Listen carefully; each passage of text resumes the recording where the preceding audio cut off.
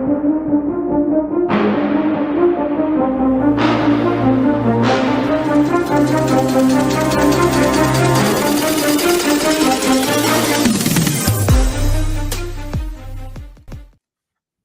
the show over. Start it over. I'm the NFL Team Walzak. Welcome to Wire to Wire Sports Podcast. I'm not done sharing this shit out. And Bill's not here. Play the intro again. I'm kidding. Welcome back to another episode of Wire to Wire Sports Podcast. I'm the NFL Gene Walzak, and to my left, I have Kent State's own, Cleveland's own, Papa Kutcha. Gene, this is one of my favorite times of year. One, of course, college football. You get the playoffs. You know how big I am in college football. But with the holidays around, NFL is really getting into the swing of it. This is going to be a fun one today. I got a good feeling about today's show, especially with it being our last show of the year. Like, I feel like we're going to have a little bit of extra energy for the show. I mean, I'm fired up. I'm in sports. I'm in the game. I have, I'll tell you right now, the holidays, let's just be clear. They aren't great for me. I'm not a big holiday fan right now. I haven't been for a couple of years, but I will say this. I am looking forward to 6 out of 6 fantasy football leagues. I have made the semifinals. So I feel like that's an accomplishment in its own right. But if you lose, the truth is this, right? If I don't win 2 of them, if I don't make the finals in 3 of them, I think that's an L, right? Am I wrong to say that? That's an L. Well, I think it depends because I ultimately think it depends on how much money you have in. And I know you're not necessarily just playing for. I mean, of course, you're playing for the money, but at the end of the day, if you break even, if you just win, let's say you got one big money league and it covers the cost of all the leagues that you played in my mind, that's a W on the fantasy football season. For me, as long as I more than break even or I at least break even, I'm good with my fantasy football season. That's RJ's league for me. If I win that league, it covers every entrance that I had. But I mean, listen, to be in 6 money leagues and to make the semifinals in all 6 leagues, I mean, I'm pretty happy with that. I feel like that's an accomplishment. At this point, it's like you can screw it up. And I can obviously screw it up by having a bad week this week. I will ask everyone's advice. I'm going to be that guy. I have by the way, let me welcome Scholastic Shally, Uncle Shally, Mr. William Shallcross. Listen, you don't know this, but Shally had to finish watching tape before he hopped on the show. He was cramming in some NFL knowledge before the show started. How we feeling, Shal? Wonderful, gentlemen. How is everyone? I'm good. No complaints. I want to ask, before we go to Hotwire, I want to ask you guys a question. So most of my leagues, I've done the same thing. I have Stafford and Dak. They're like my quarterbacks. And they've been good for me this year. Stafford, Dak. This week, Matthew Stafford's playing on Thursday night at Seattle. So Devontae. Dak Prescott went over Devontae Adams. Dak Prescott is playing versus the Chargers, number 2 against quarterbacks. I went on the trash heap and picked up my boy, Jacoby Brissett, playing at home versus the Atlanta Falcons. And what I would view as a shootout. So if you guys had to pick one of those 3 quarterbacks to start this week, would you go Stafford at Seattle on Thursday night, Dak, a freshly eliminated team, CeeDee Lamb might be sick, I don't know, not practicing because he's sick, or Jacoby Brissett? See, right now for me, I would say Dak because of one of the things you said, but they're not quite there yet. Dak, the Cowboys are not officially eliminated from the playoffs. So I get it, they're not going to make it, but like in their mind, they're not officially eliminated. So I would think about Dak playing there. And also you think about the Chargers team. I think that game has the potential to be a shootout. Jacoby Brissett, like matchups are everything. But if I can avoid playing bad players in the playoffs. Like, I don't want to have my fantasy football season come down to Jacoby Brissett. I understand where you're thinking is there, but like, I'm rolling with the guys that got me there, unless it's one of those things where, you know, a starting running back goes down and I kind of just got to fill in because I don't have a flex player, things like that. But I would go with either Stafford or Dak. I wouldn't even entertain the Jacoby Brissett at this point. I'm entertaining it. Shally, what's your thoughts on getting the hot wire? I mean, I feel like this kind of goes back to your old betting adage. Don't rely on bad teams to win you money. I'm kind of with Cottrell. I don't think I could put Jacoby Brissett in my lineup. The other two's tough. I mean, I don't think the weather in Seattle is supposed to be good either. So at that point, I mean, I guess you have to go Dak. I would think CD a play if he can. I mean, Dak didn't. I don't think Dak got a lot of points last week though either. No, it's one of the early weeks he hasn't had a good week. If I'm being honest with you, he's done a great job for me. He's been very, very good fantasy wise. Stafford on a short week with for sure no Devontae Adams at Seattle. Like I said, I think it's going to be like shitty weather. I would have to go Dak. If I was power ranking them, I would go Brissett 1, Dak 2, and then Stafford 3. But we'll see. Ready to get into the show, though. Let's get into some hot wire action. I am fired up about today's hot wire. Brought to you by College Control. All right, gents. So some news happening around the sports world. Most recently yesterday, Terrence Bud Crawford announced that he will be retiring from professional boxing. He's leaving the sport 42-0. We know most recently he got a win over Canelo Alvarez, and it was pretty convincing there. I know at the time that the fight happened, and when we were recapping everything, we talked about Bud and his greatness and ultimately where he stacks up in terms of, you know, greatest of all time. Like, where is he, you know, in that ranking there? Now that we know officially this is it for him, you're not adding anything, at least as of now, you're not adding anything, you know, on the resume there. The impact of Bud Crawford on boxing, and then ultimately, you know, just to kind of remind everybody, where do you have Bud in that, you know, all-time greatest boxers list? See, that's interesting, though. So, I mean, I can rank the best boxers that I've seen, or when I look at that list, right? I go, do I have Bud Crawford over Bernard Hopkins, Manny Pacquiao, Andre Ward, Canelo Alvarez? Do I have Bud Crawford over Floyd Mayweather? I mean, he was a champion in 5 different weight classes.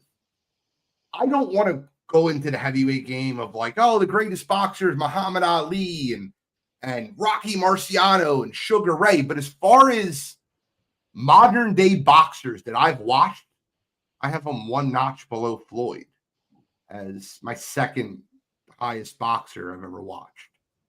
Is that fair, Cottrell? Can I go there? I mean, I think I definitely think it's fair. Obviously, you guys both, I would say, are more boxing aficionados than I am, but, you know, I definitely watch the big time fights. So when you're Canelos and, you know, Triple G's, Floyd, Manny's, like all those guys are fighting, I definitely tune in. With that said, though, I mean, I think the argument can be had that he's right there with Floyd, and especially seeing the end of his career. Floyd did it a different way, right? So Floyd was crazy on the defensive side.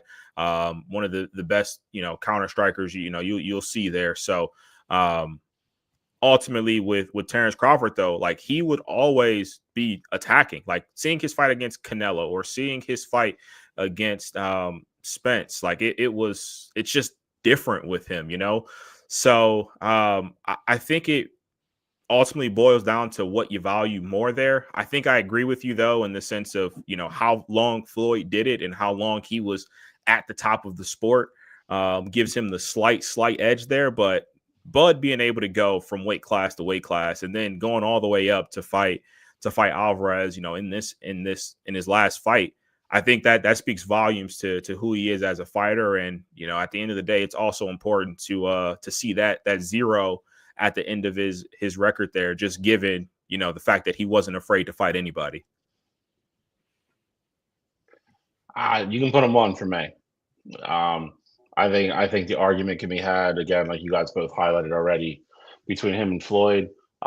Terrence never ducked anybody. Fought in 6 different weight classes. It was more of an offensive fighter than defensive. And again, that's not taking anything away from Floyd. To be able to fight that way in its own right is an art form in itself. But Terrence just across the board. He could do it with both hands too. Terrence was one of those guys that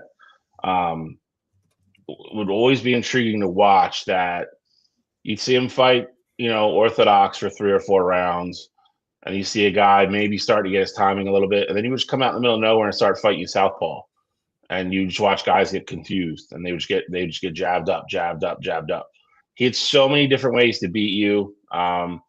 I think but I think that the common thing between him and Floyd, both very much students of the sport, both very technical. Like, they were both boxers. A lot of guys, sometimes are brawlers, or they'll say fighters. Bernard Hopkins is another guy. Love the actual art and the sport of boxing. And Floyd and Terrence are both those guys, just absolute technical wizards and tacticians. Floyd, for me, not that, like, you can't tarnish anything with Floyd because he is the same zero that Terrence did. I just didn't like the way, for me, he did things at the end and prolonged things and ducked people for a certain amount of times. Terrence would fight anybody and give any given time in the ring. That's why it gives me the slight edge for him at number 1 overall. Let me give you a little pushback to that. Terrence Crawford definitely was dominant, and it's funny because I'm going to use my Habib argument for against, and I'll explain why. The best wins of Terrence Crawford's career were Canelo Alvarez, Earl Spence, and then if you go back and it's like Joseph Benavidez, Amir Khan, like those are the best wins of his career. John Molina, like these aren't great names. Floyd Mayweather, albeit some of them past their prime, has a list of, Oscar De La Hoya, Andre Berto, Manny Pacquiao, Marcus Maidana, Canelo Alvarez also. Now, Canelo was 22. Miguel Cotto, Sugar Shane Mosley, Ricky Hatton, the Super Fab Buddha. That name list. They were all past. Every single one you just mentioned, none of them are in their prime. Oscar's the one. Ricky Hatton was undefeated when he fought him. Coming off Ricky Hatton, I guess you could argue, and Oscar's the big one. And a lot of people think Oscar won that fight. I don't, but it was a close fight. Yeah, well, Miguel Cotto was punch drunk by then. Shane Mosley was 40. Like if you're going to use that argument, just be consistent with it. Most of those guys were not in their prime when they fought. He strung Manny out for 3 years. 3 years for that fight. Everybody wanted to say, and he strung it out for 3 years until Manny slowed down. A little bit. Like that. That's the type of stuff I'm talking about. Like that's Terrence. Do you think he ducked Manny though, or do you think that 100%?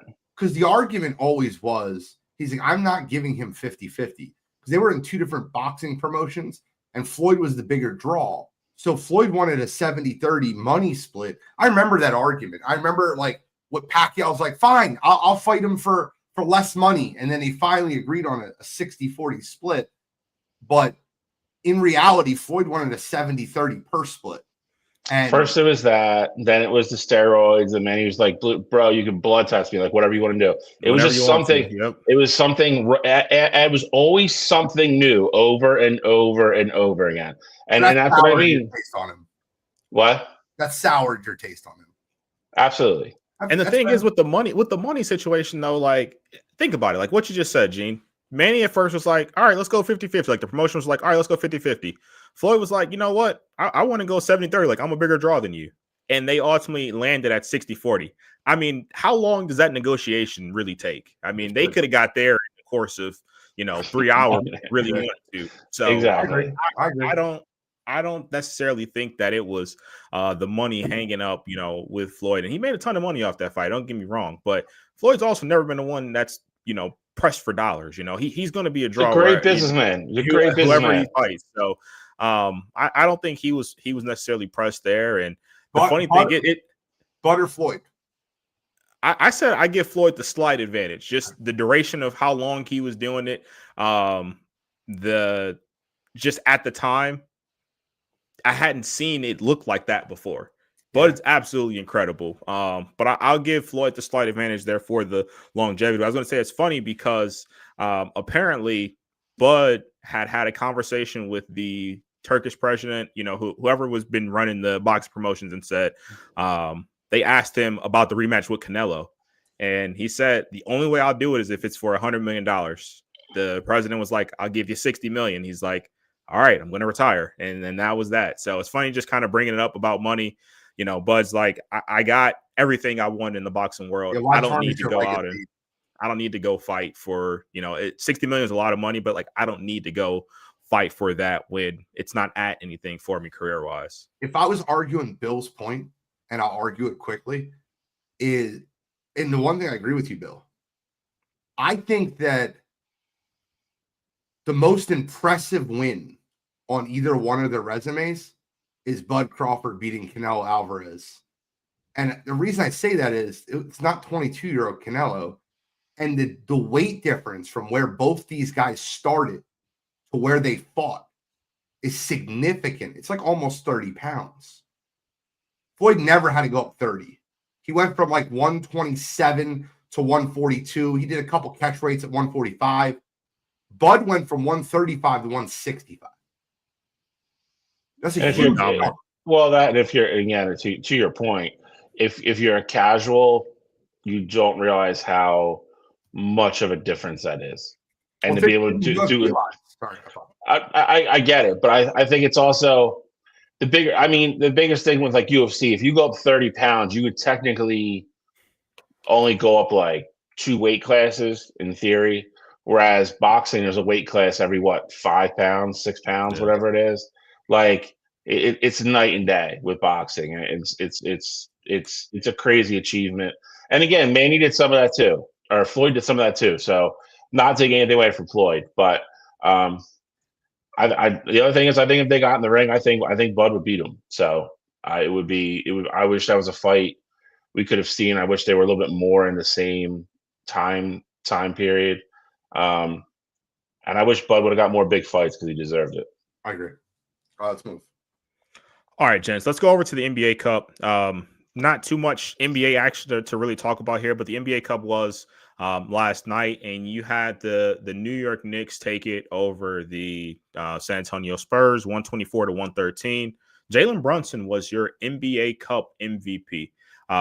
In general, I don't know if you guys got to watch this, but in general, since they've introduced the cup, do you guys like it? Adam Silver was talking about, potentially changing it, make it more entertaining or anything like that. Any thoughts on the NBA Cup, how it is, or if you watch the game, any reactions there? Bill, I'll go super quick because Gene probably actually has an opinion on this. Said what I said last year. Didn't care about it last year. Thought it was a money grab. Don't care about it this year. Won't care about it next year. It's something that's added for the NBA to make money. I get the whole, you get different uniforms, you get different colored courts and whatever, blah, blah, blah. It is what it is, man. It's still NBA basketball. It doesn't move the needle for me whatsoever. The first year, I remember I was talking about it. Like, yeah, it was really interesting. I tuned in. The Lakers won, and last year the Bucks won. I was very, very uninterested in it. And this year with the Knicks winning, it was even more, like, less interesting. It's lost its luster from year one. I think it's stupid how I can't get NBA basketball games half the week now because I'm just waiting for cup games. I mean, it's a great accomplishment for the Knicks. It's a very tough run to go through what they did. I don't want to downplay what the Knicks did, but I couldn't have been. You know what I got out of it? I got a great Thunder versus Spurs game that I probably could have got on a random Tuesday night anyway. Exactly. But I'm not a fan. I think it lost luster really quick for me. The one thing that I will have pushback on, because I will agree with you in the sense of I'm not as interested in like the entirety of the tournament, once they get to Vegas, and like I'm not like, oh, I got to make sure I watch the cup, see what happens, see who wins those games. But I will say the games in general, though, for it to be December, like right now, the games are very competitive and interesting, and I will say, during the regular season when these games are going on, when they're fighting for position and things like that, they do play until the whistle because every point matters in terms of, positioning and tiebreakers and things like that. So I think it's a nice addition to the NBA. But at the same time, I think they need to start doing something to make it fresh. Like I know one of the ideas that have been floated out there was to potentially go to a college venue, to like historic college venues, like for championships, to have these games played. I mean, I think that could be potentially an excellent idea. You have a matchup where Duke's playing at Cameron Indoor and they play at 7, and then the Cup's right after them at 9:30. Like I think that could be something exciting to kind of promote there, where you have the college game go to the NBA game and really mesh that together. I don't know what else they could potentially do here, because at the end of the day, it is just regular season NBA basketball.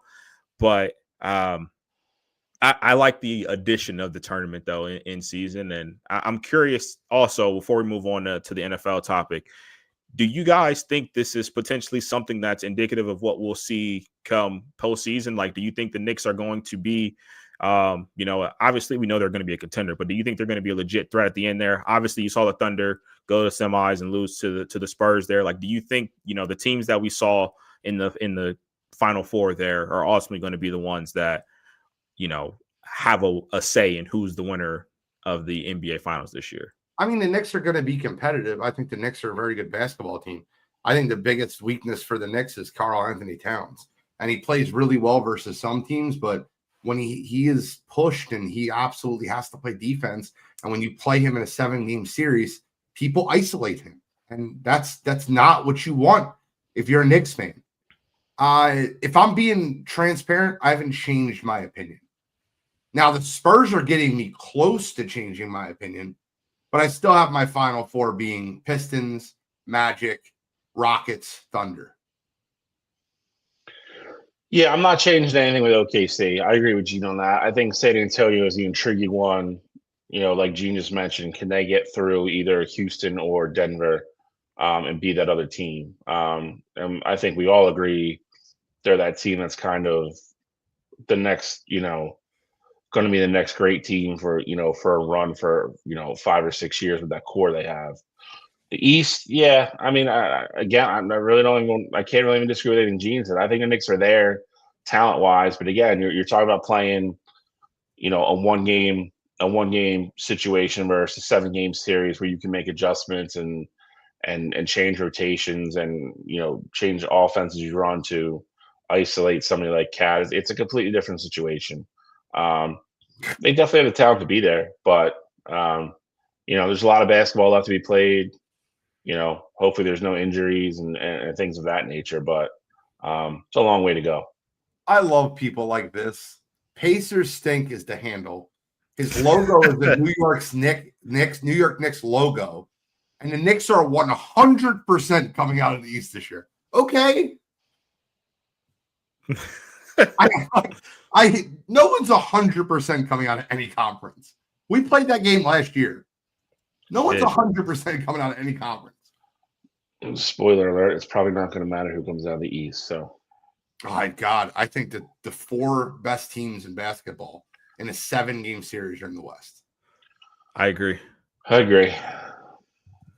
But with that said, we are going to go over to the NFL, because we had 2 major injuries happen this past Sunday. One of them being quarterback Patrick Mahomes. and the other one being edge rusher Micah Parsons. Both are out for this season with torn ACLs. Now, the Kansas City Chiefs were officially eliminated from playoff contention after their loss to the Chargers this past week. Meanwhile, on the other side, Green Bay is in not only contention for the division, but potentially fighting for the 1 seed overall. Just moving forward here, the outlook of these injuries. What are your thoughts, and do you think, I say long term, which one do you think will have a greater impact? Well, I mean, Long term, long term, I would say it's hard to say it's not Micah because he plays a more physically demanding, aggressive position. I mean Patrick's a good athlete and all that well, but I mean, a torn ACL for a quarterback isn't the end of the world as long as the rehab and everything goes well.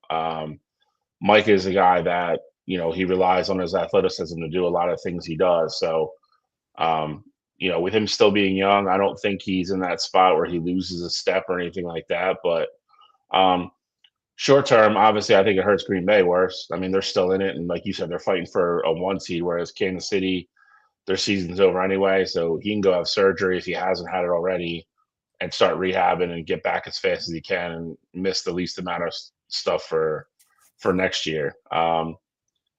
Kansas City Kansas City's got a lot of decisions to make this year on top of everything else. This is the first, they're going to be the first team that you're really going to, they've kind of been dealing with it a little the last couple of years, but this is the first year they're really going to deal with decisions to who they're going to keep and move forward with and kind of run into, with all that money they gave Patrick. And, they're thin in certain spots and they don't have depth certain places. And, we've seen the offensive line issues all year. They don't want to pay people. They're going to have I think you're going to have to get creative, and they have a lot of decisions to make.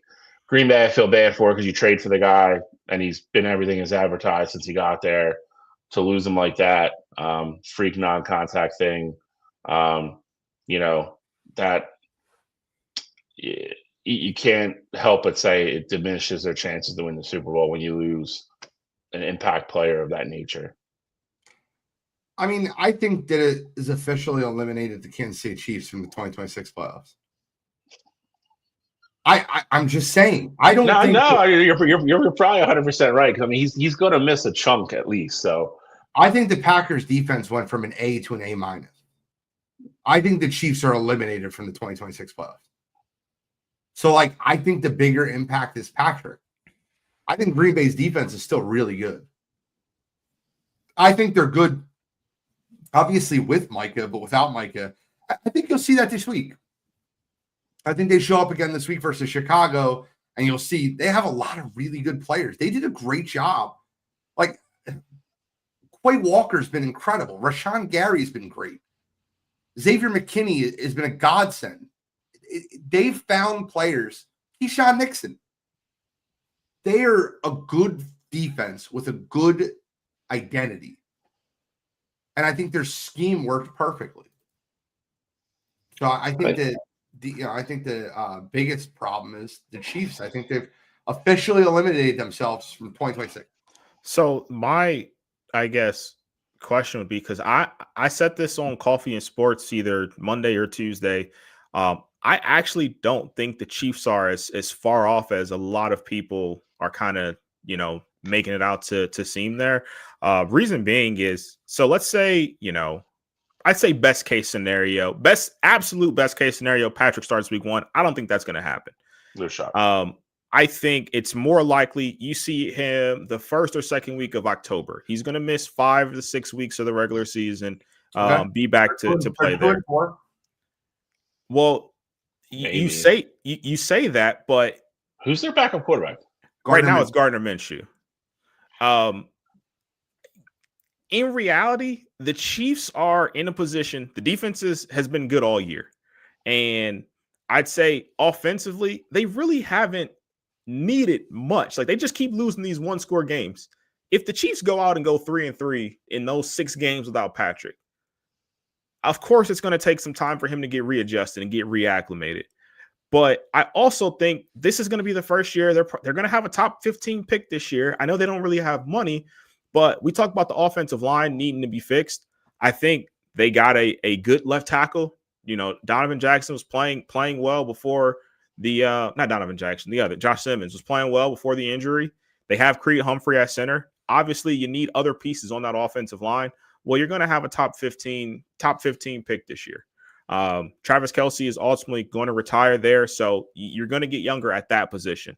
Maybe you go out and you get a running back at some point in this draft because Patrick Mahomes can't be your leading rusher moving forward there. So I think it's only maybe 3 or 4 positions where you really truly need to focus on.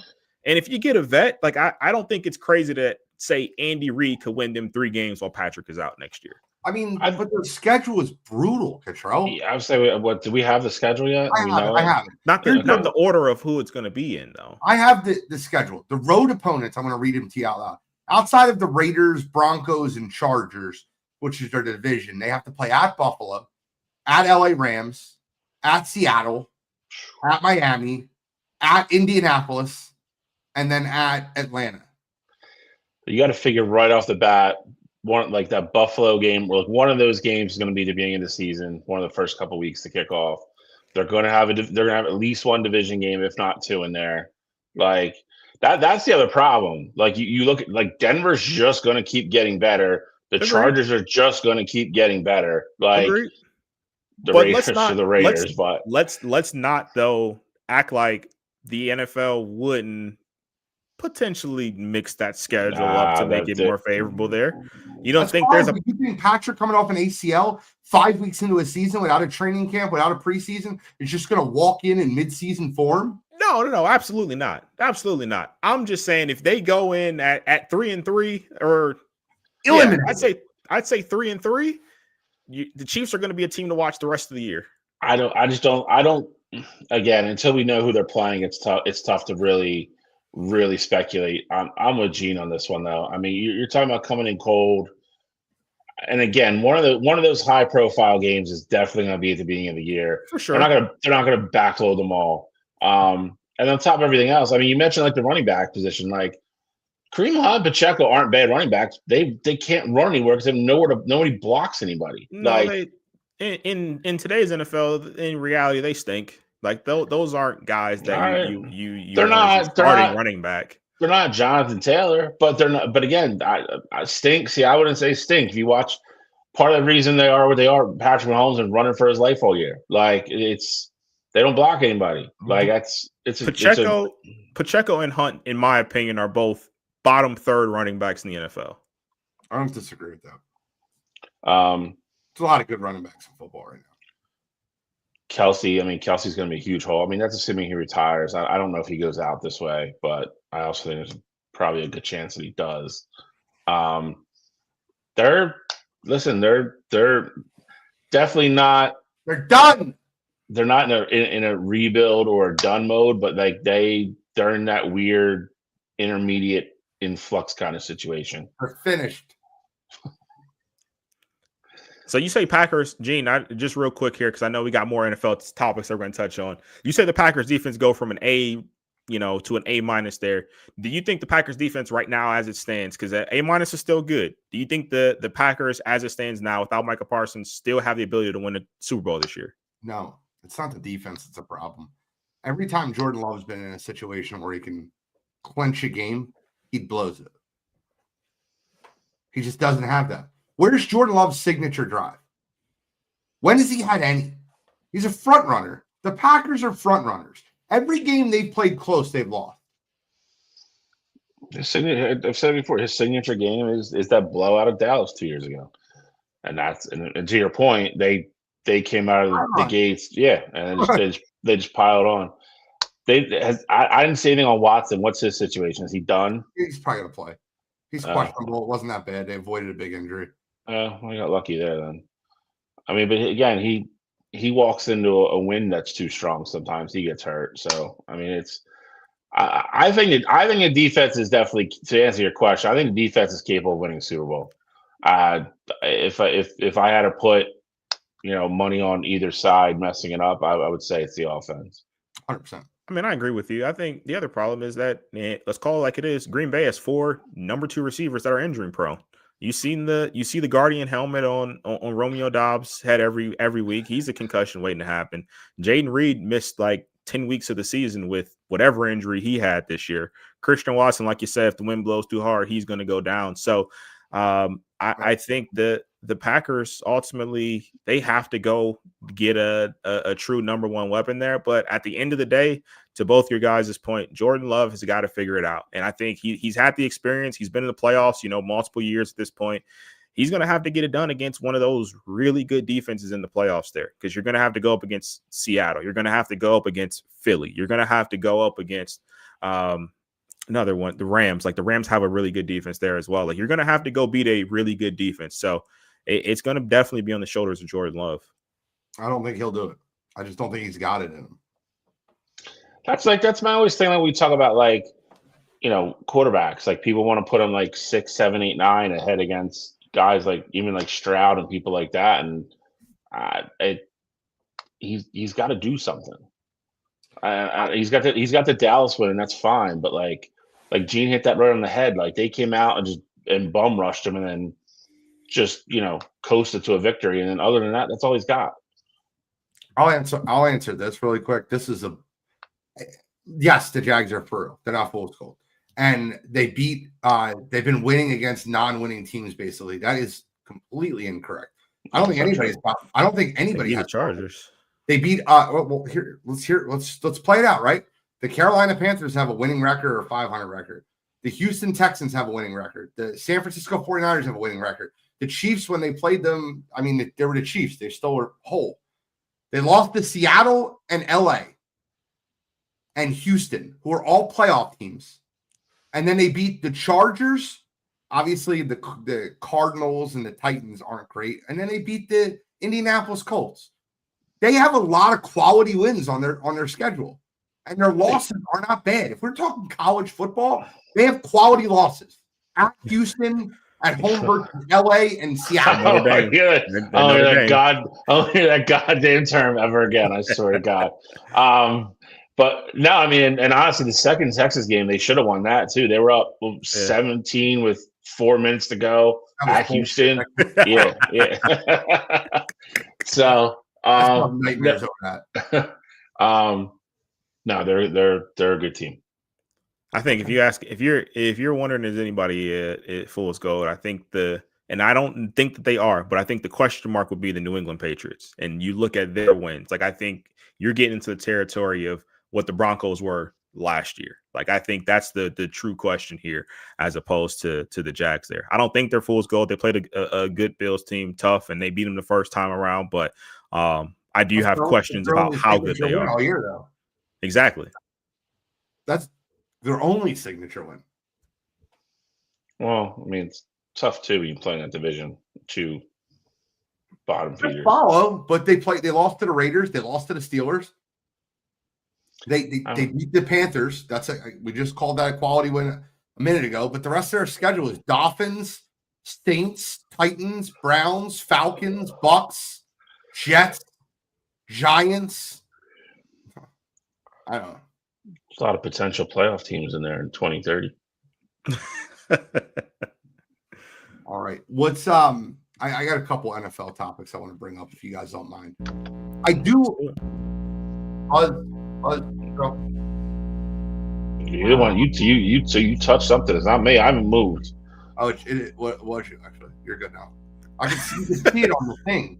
It says it. There's a small buzz though. I'm sorry. I'm not. But Quinn Ewers. Hold on. It's Cottrell. I just muted everyone's mic and then here when it stops. But Quinn Ewers is now starting for the Miami Dolphins.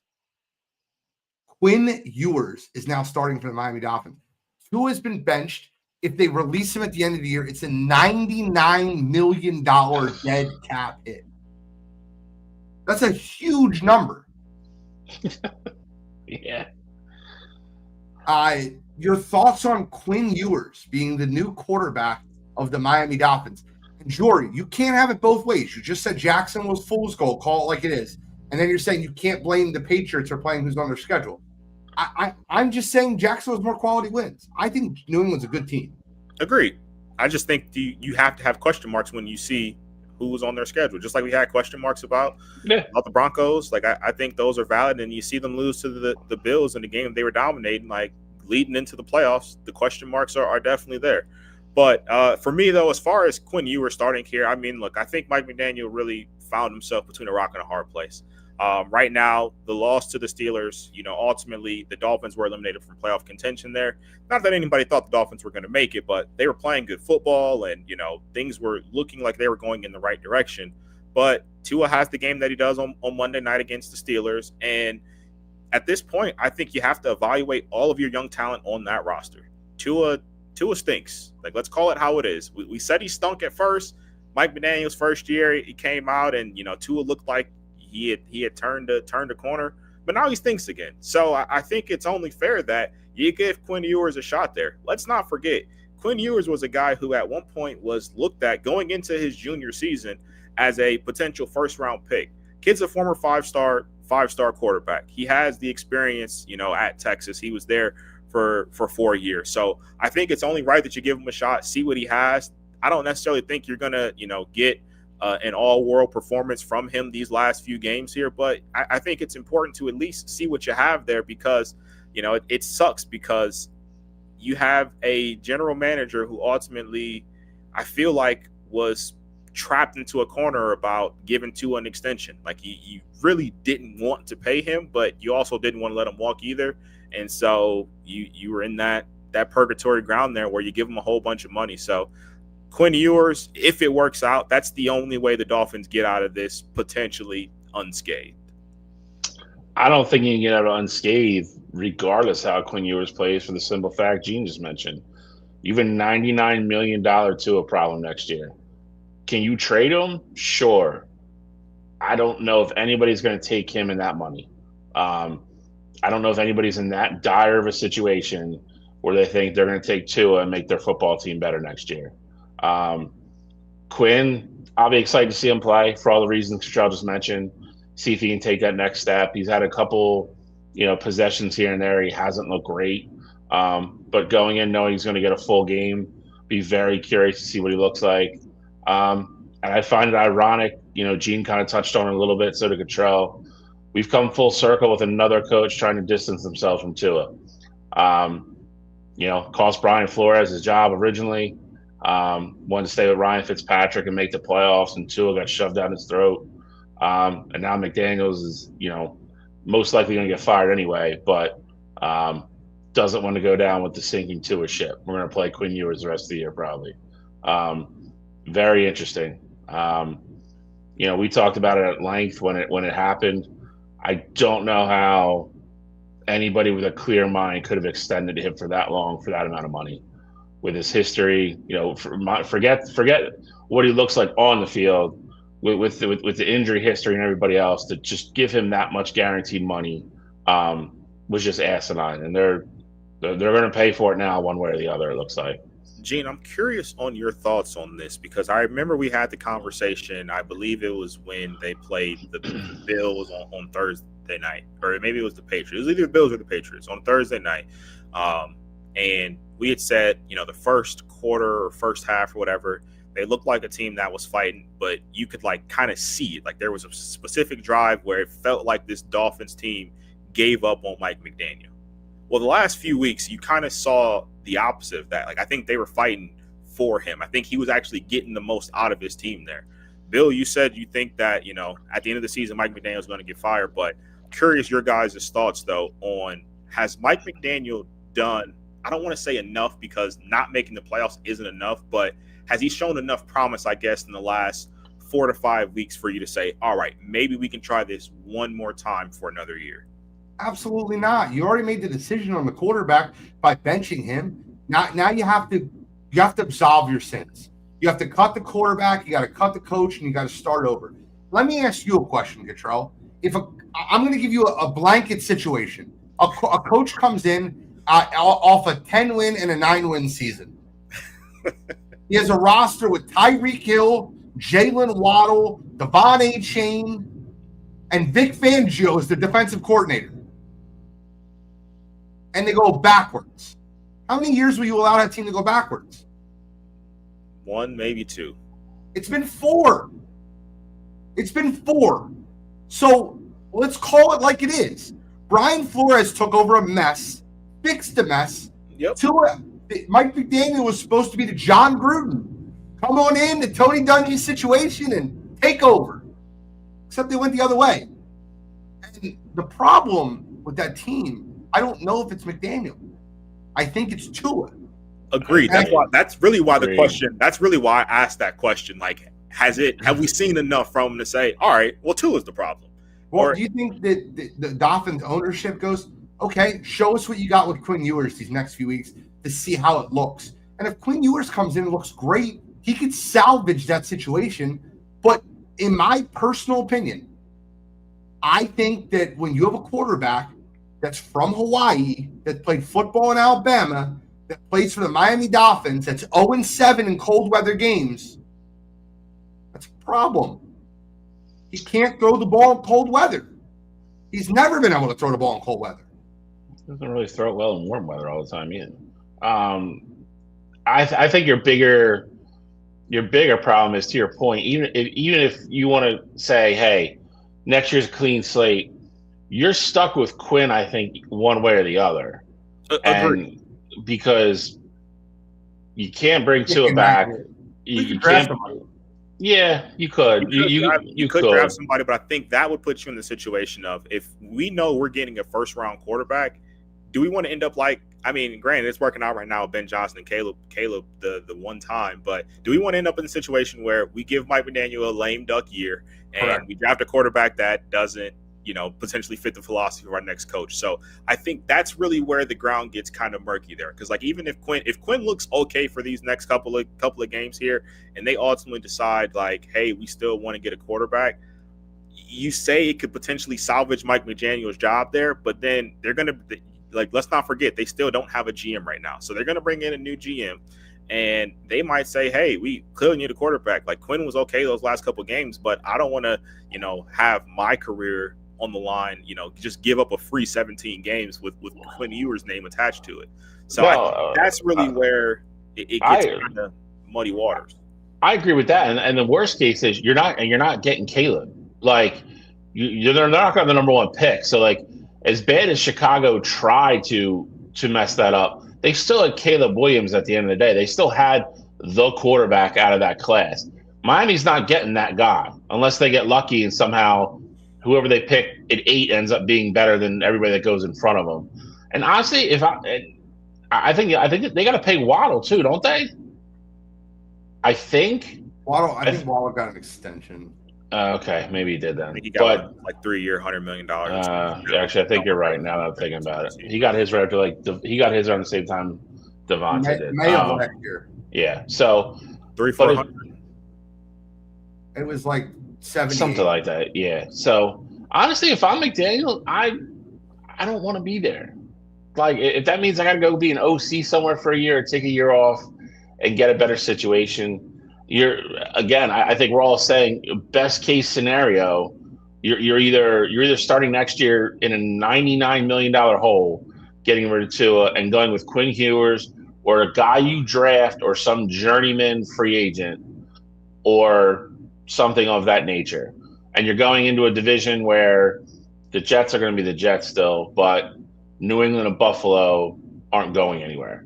Like, I don't know if I'd even want to be there. Well, that's funny you bring that up, and that kind of gets to the next topic. I think that when you look at how everything plays out, I can't not hear that. Like, it might be me. I don't know, but I can't not hear that. Okay, so the situation that's happening right now in Miami is laughable. The situation that's happening in Cincinnati is sad. And Joe Burrow goes out to the media and talks about, I'm not having fun playing football. I think there's a lot going around that might be Joe Burrow might get traded in the offseason. I think he might be gone. I truly believe that, right? And I want to ask you guys this question. I'm going to ask it again. Who hangs up first? The New York Jets call the Cincinnati Bengals, and they say, we'll give you 5 first-round draft picks, including number 3 this year, for Joe Burrow and Jamar Chase. Yeah, you're not trading them both for that. 100% you should trade them both. If you're going to rebuild, trade who? Joe Burrow and Jamar Chase for 5 first-rounders. I will tell you right now, there's no absolutely not. I'm not packaging those two ever. You could probably get 5-1. You get 5 ones alone for Joe. I don't think you're getting 5 ones for Joe because of the money. I also think that if you're the Bengals and you want to rebuild in the situation that you're at, I think 5 first rounders is going to help that. Jamar's already paid though. Like that's why I say you keep, if you're going to, because at that point, if you trade Joe, you're probably going to go with a rookie quarterback or a journeyman guy. Like those are probably going to be your only 2 options there.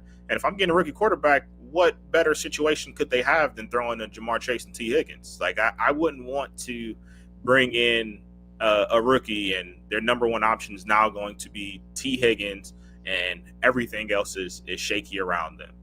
Not to mention the fact that we know the Bengals aren't going to spend money, so getting Joe and Jamar off their books, like they're not going to go be major players in free agency. So that'd be tough. But I would say I think that the Bengals would be the ones that hang up first though on a Joe Burrow deal. Because in my mind, at this point, you have to be our franchise quarterback. You either play for me or you don't play at all. Like that has to be the mindset right now. I just don't. And if I'm Joe, I don't want to go to the Jets. Like that's not. Talk about that. Fun. Yeah, that's not. Dude, I totally get your point. Like, but it's really not. It's so you have Garrett Wilson, who's Garrett Wilson would be a better number 2 than T. Higgins. Okay, but he's not a better number 1 than Jamar Chase. No, but you get Joe and Jamar for 5 first rounders. Oh, dude, that's the mythological trade. It is a mythological because this is Greek mythology right here. I'm thinking if you put that in a trade, like let me see how that works in a trade analyzer. You might break it.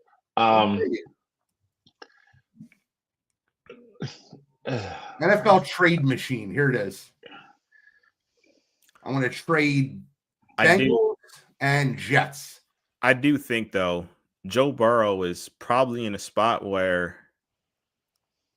I think he kind of almost has to bluff it, like into the season. Oh, I agree. I agree with that. I'm not that happy. You guys, like, I need you to at least dangle the carrot. See what teams are willing to get for me. If you can get 3 first rounders for me, like, we got to call this thing square because I can't keep playing here. Like, I'm not happy. I'm not playing well. I keep getting hurt. Like, this is not working out for me. I just think he's realistically got to go to a team that is just a quarterback away and has other things in place to where, like, he goes and he's automatically competitive. Like, there's no guarantee he's going. Like, if he goes to the Jets, I'm assuming by himself. Like, that's debatably a worse situation. I just don't. I don't see that. Realistically, I think the team that you would call and that would have interest and that would make a lot of sense would be Los Angeles Rams. Oh, that wasn't what I was going to say. That's a good one, though. They got 2 first-round picks this year. Stafford's on the opposite end of where he needs to be age-wise, even though he's playing like an MVP candidate. Looks great, right now. Though, man. I'm just saying, if you could potentially make that move, I mean, the Rams could potentially win it all this year. If that's the case, I tell Stafford, like, hey, go out on top. Like, we're good. You got two. You be a Hall of Famer. We're good. We're gonna go get Joe. We're good. Pushing Matt out the door. I mean, the Rams successful. Just FYI. Seriously, I just don't. I get it. I just in a real world, I just don't see it. I mean, what would that? I mean, crazier things have happened. What do you think Joe Burrow's value is? I say 3 or 4 in a player. Yeah. Okay, so 3 first rounders. What do you think Jamar, being the highest paid wide receiver in the league, is worth? 2. I mean, I think you're right. With the price. I agree with the price. I'm just saying, like, I don't. If I'm the Bengals and I want to rebuild, what better way to do it than have 5 first-round draft picks? They'll probably screw them up, but that's the way you rebuild a team. You're gonna have You're gonna have a lot of issues with that team. I mean, because again, like T. Higgins is not gonna want to stay there. Like T. Higgins, again, you just stockpile draft picks at that point. But that is literally the definition of waving the white flag. Like that is. I think they should though. I'm not disagreeing with you. I'm not saying you're wrong. I'm just saying it's a lot more complicated. Like there's gonna be a lot of dominoes that are gonna fall behind trading Jamar Chase and Joe Burrow at that point. Then like. Everybody that's worth a shit on that team at that point is gonna be like, get me out of here, like, which is cool. Like to your point, you just keep stockpiling draft picks, but like that is what? No, he says who's rebuilding with Joe and Jamar? Come on, be real. What's the record? What's the last time they've made the playoffs? I don't. You can say that all you want. They're paying a lot of money for guys not to make the playoffs, and their defense is trash. And it's a tough division, and it's always going to be a tough division. So not this year. Ravens stink, Steelers stink, Browns stink. I mean, one of them. Okay, but it's okay. Correct, but I think we would all say this is an anomaly, not the norm, too. Oh, for sure. So, for sure. I think the Rams would be interesting. I mean, the Colts would be interesting. Who else really needs a quarterback? The Dolphins. The Vikings. Yeah.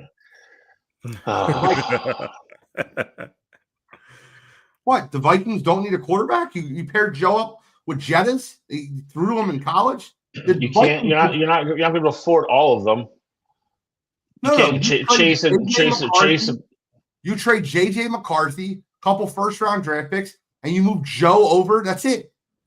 Now you're doing just Joe. Well, a minute ago we were sending Chase too. Now we're changing. Yes, because they have 5 first rounds. Gene, I'm curious though, because we've had a discussion about this in the past, and yeah. I'm just curious of what your response will be. Typically, after players get paid, and then they start to, oh, woe is me, I don't really like my situation. You normally have an issue with that. Now with it being Joe Burrow, you said the situation is golden boy, baby. You said that Joe. You said it's sad. You said that the situation was sad, though. I'm just saying. Sad. It's normally sad we don't categorize it like this. You signed a $50 million contract with the team, and you're crying to the media about what happened. That's not on. Listen, you signed with this terrible organization. Have I not always called the Bengals a poverty organization? Absolutely. Yeah. The same thing. If Myles Garrett complains about playing for the Browns, you can cry your ass to the bank with that $50 million paycheck. That's it. I don't agree, but if I'm the Bengals GM, as it was starting. But if I'm the Bengals GM, I'm 100% doing that. Dude, that team is just. Bro, I would be the best draft day GM of all time. I think the other I would be all picks and stockpile young team, and I wouldn't draft a quarterback. I do all 5 first-round draft picks on like offensive linemen, defensive players. And then when I have my team built with my journeyman quarterback, I go sign Jacoby Brissett in the offseason to just throw the ball to T. Higgins and keep him happy for a year. And then I draft my quarterback. Gene be the guy that will call a team and they'd be like, oh, like, what are you looking for? You need something. Gene be like, I'll trade you Joe Burrow. He's like, what? They're like, I got Joe Burrow and Jamar Chase for 6 months right now. Do you see a path? Dead serious, both of you guys. Do you see a path for the Bengals to make the Super Bowl in the next 2 years? No. Okay, so what are you doing paying these guys $100 million to play football? All right, but here's all. I don't disagree with anything you said. The only thing I would push back on is especially if you trade them together, you're going to trade them to a team that is probably automatically, instantly going to have money issues to the point where you're probably going to start cutting people to make room for them. There's one team that can fully afford them after what they just did. It's the New York Jets. Okay, but they're in the same boat. That's my point. They're not, though. They have an offensive line, and they have some defensive pieces to build around. Their defense is bad. Don't get me wrong. They have a defensive head coach, and they have an offensive line that's good. Okay, my point being, though, okay, you have the line. We're keeping Garrett Wilson, correct? Correct. We're keeping Garrett, we're keeping Jamar, and we're keeping our line. Okay, so after you add those 2 salaries in, how much money do they realistically have left to go add? And they're going to have to sign Brees, I believe. Much. That's why I have a defensive head coach. You figured out what your goddamn scheme, brother. Yeah, but you can make that same argument for the Bengals right now, though. Like, go hire me a different DC that can figure it out with the guys that we have here. Yeah, let's fire Zach Taylor. We bring in Robert Saleh and let's see if we can make it work. Yeah, I'll bet you this: if Robert Saleh was the head coach of the Bengals, I don't care who their players are. The defense would be good. It's schemes, not players. Players matter, but some guys have scheme. You look at what the 49ers did this offseason. They gave away everybody. Fred Warner's hurt. They gave away Navarro Bowman. Hufanga's gone. Everybody. Nick Bosa's been hurt all year. And guess what? They're 9th in defense in the NFL. But Robert Saleh, I'm not trying to be an asshole. I don't know 5. Can you name me 5 49ers defensive players? Because I can't, and I watch every down. I can't name 5. I guess my point is then, isn't that the better route to go than blowing up your franchise to go get that defensive guy? Maybe it's possible. Bro, again, I'm not disagreeing with like 99.8% of what you're saying. I agree with. But I'm just saying, if you're the Bengals and you trade away Joe Burrow and Jamar Chase in the offseason, like, they're going to be, like, attendance-wise, they're going to be like the Miami Marlins of the football next year. What is this? You guy calling me a typical Packers fan. You got the wrong green, buddy. Wrong green, bro. That's Kelly Green. There's only one team that wears that. Go burn, dickhead. I'm just kidding. We got to get the trivia. We'll pause. Pin. Let's put a pin in it. We got to get the trivia. Pause. It's 8 o'clock. It's trivia time.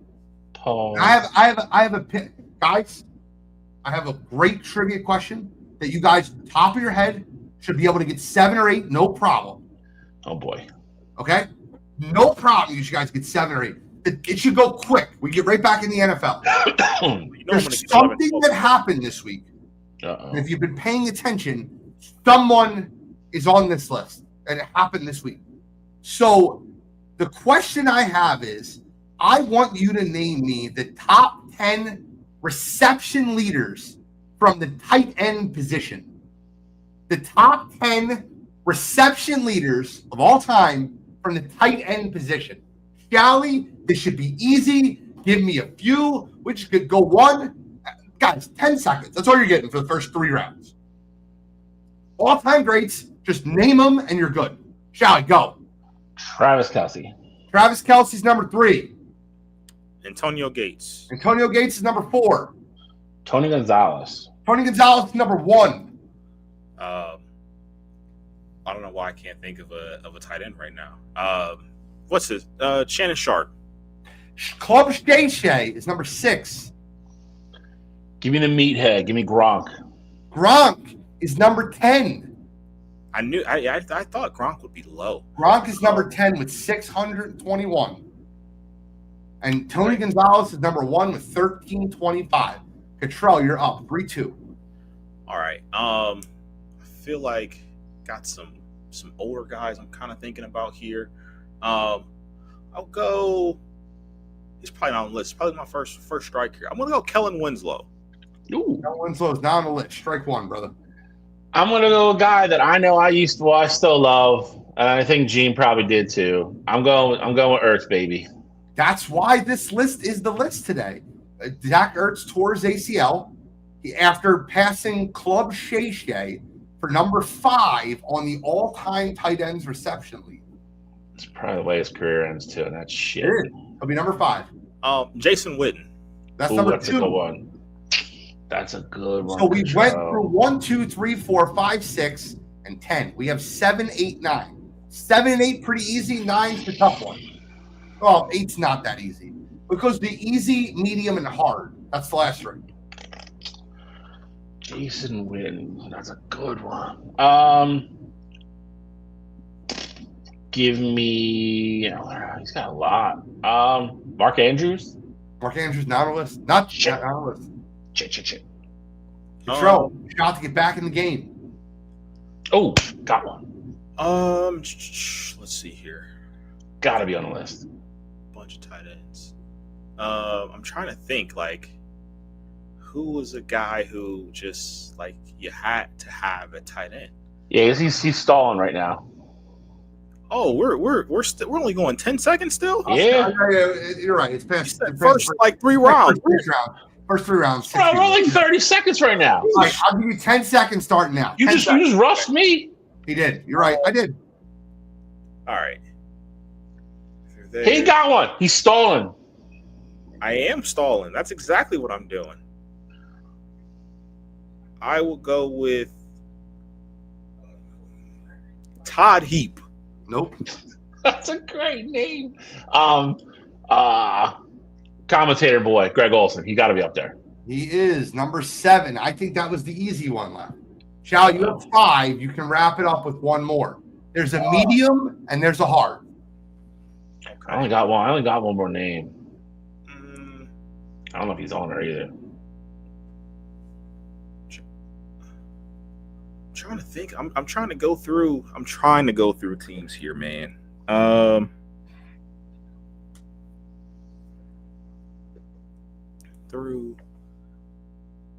go with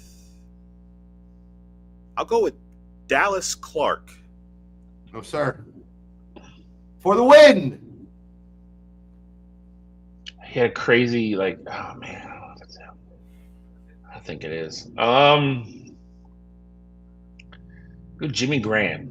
Number 8, Jimmy Graham. Number 9 was the tough one, the one I didn't get.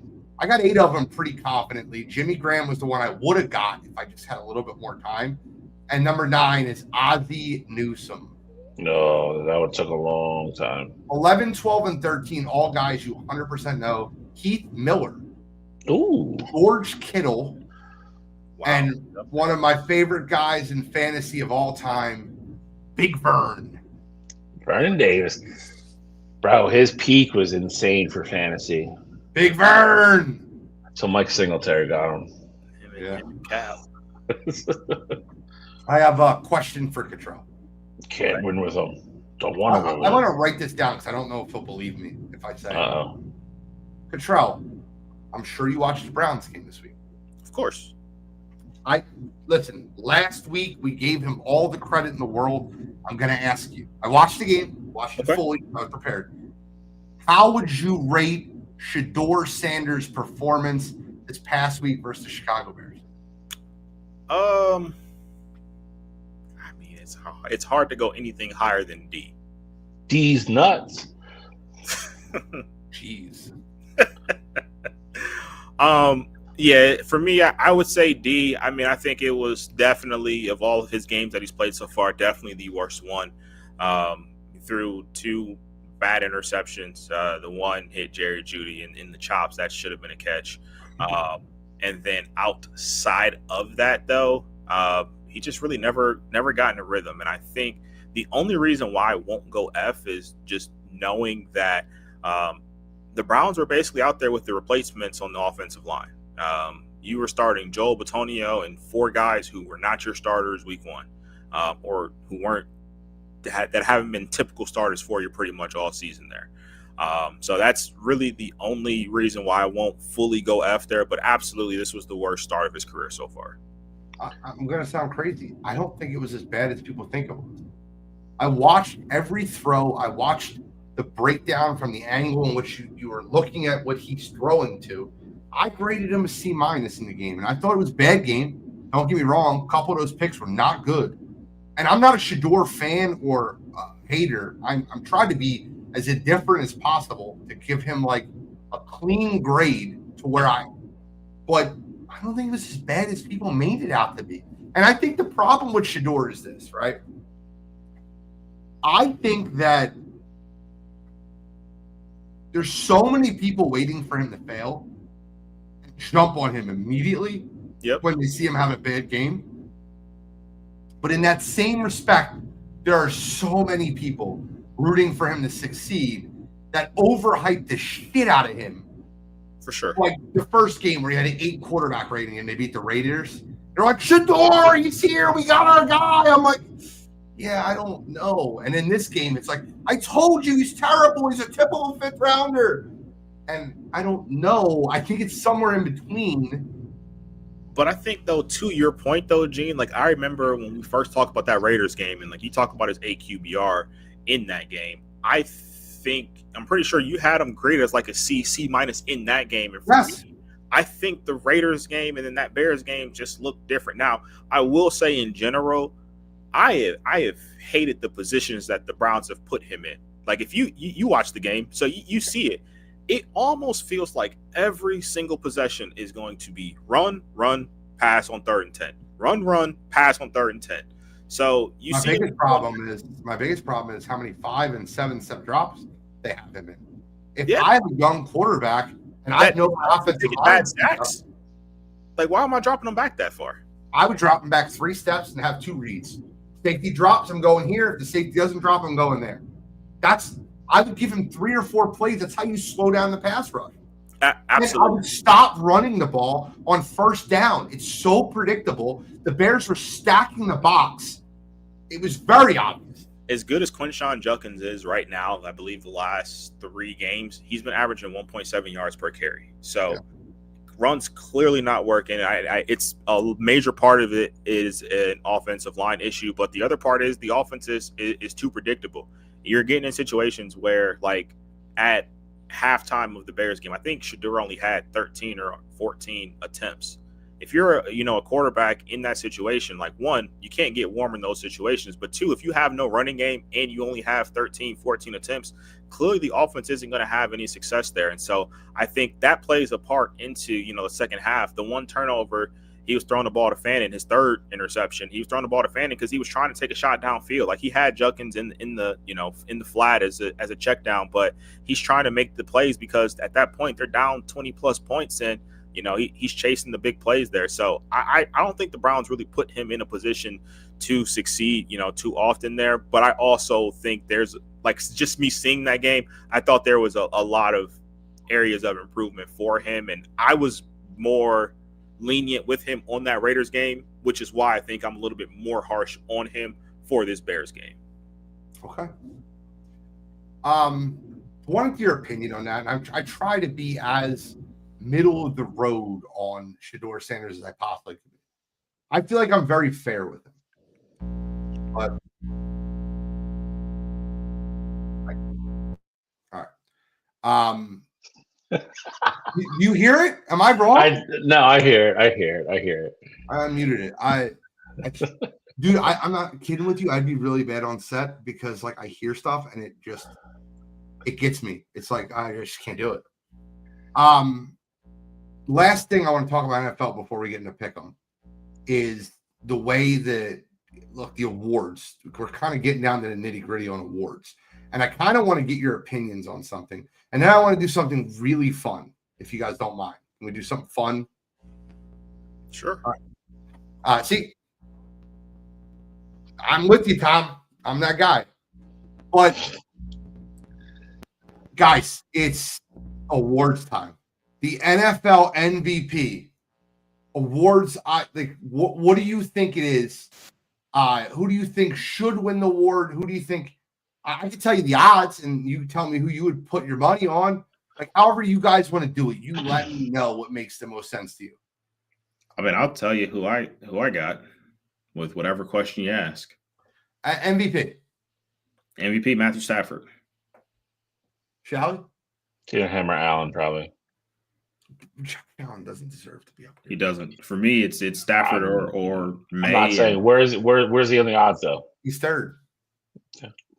I would give it to Stafford. But Orlovsky's starting to put in his campaign for Allen to go back to back. So it's about to start getting pushed. Comes the media push. It's crazy because it's Stafford, Drake May, Josh Allen, and then the next 3 quarterbacks are like 10,000 are Herbert, Nix, and Darnold. Are you kidding me? We're just gonna ignore these like non-quarterbacks having great seasons. Like, this could be a season. JSN. Correct. I got Drake May. I mean, we've talked about it for what, 3 years, 3 years in a row now. MVP goes to whatever quarterback they think is the best year, and then most of the time, who probably should win MVP wins Offensive Player of the Year. It's just where we're at. You're right. It sucks, and I don't agree with it. I hate it, but that's just the reality of the situation.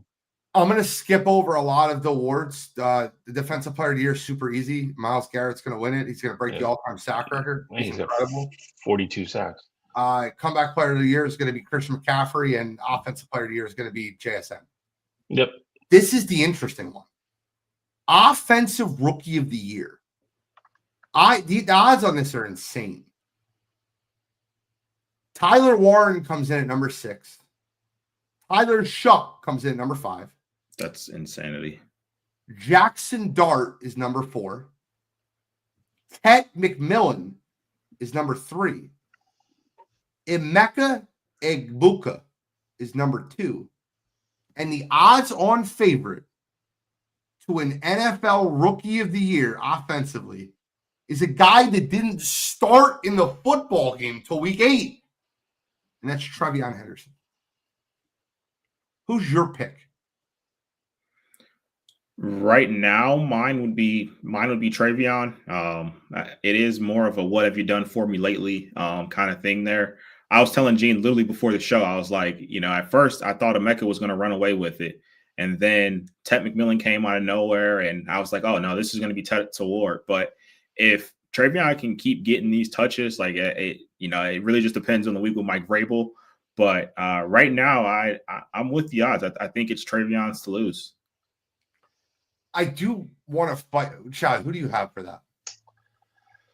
I think it's hard to argue against Trevion. I think a lot of those guys have made significant impacts on their team. So, I mean, I think there's probably at least discussions you could have on other people. I think he's probably been, even though he didn't start, he was still playing a lot across the board, especially with Stevenson just fumbling the ball every other touch. It's probably it's probably got to be him. I think if Emeka closes the season really strong, I think he could still win it. Tampa Bay is kind of crumbling though. I think that's at least one that'll be fun to watch down the stretch because I think it could change. My pick would be Tyler Warren. I feel like that's where you're going to go. I think he's been the most impactful and consistent rookie all year.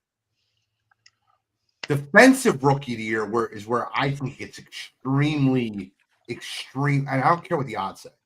Now, you're a Browns fan, Cottrell, so the leader in the clubhouse is Carson Schlesinger. Please say Schlesinger. He's the leader in the clubhouse. I've watched more Browns games than I like to admit because I've been watching Shedeur Sanders. He's great. I think he's awesome. I think he makes a huge impact. I think he's a great linebacker. I think the defensive rookie of the year is Nicky Manwari. I think he's been incredible for Seattle. For me, I think it's tough because Manwari is a major contributor on the best, second best, third best defense in the league. And Carson Schlesinger is, got the benefit of being behind Myles Garrett, who's going to win Defensive Player of the Year. But the team stinks as a whole there. And I think as good as he's been, I do think at some point it is going to catch up to him that he's ultimately playing for the Cleveland Browns there. So I would give it to Carson. He's been incredible. He plays like a vet. Like I love what I see from him. He's hardly ever in the wrong position. So I think it's crazy that he's even getting this kind of love on a team that's playing this bad there. But I can hear Manwari as well, though. I loved Manwari. I told you I had the Cam Chancellor comp for him before the draft even happened, and then he ultimately ends up in Seattle. So I'll be good with that too.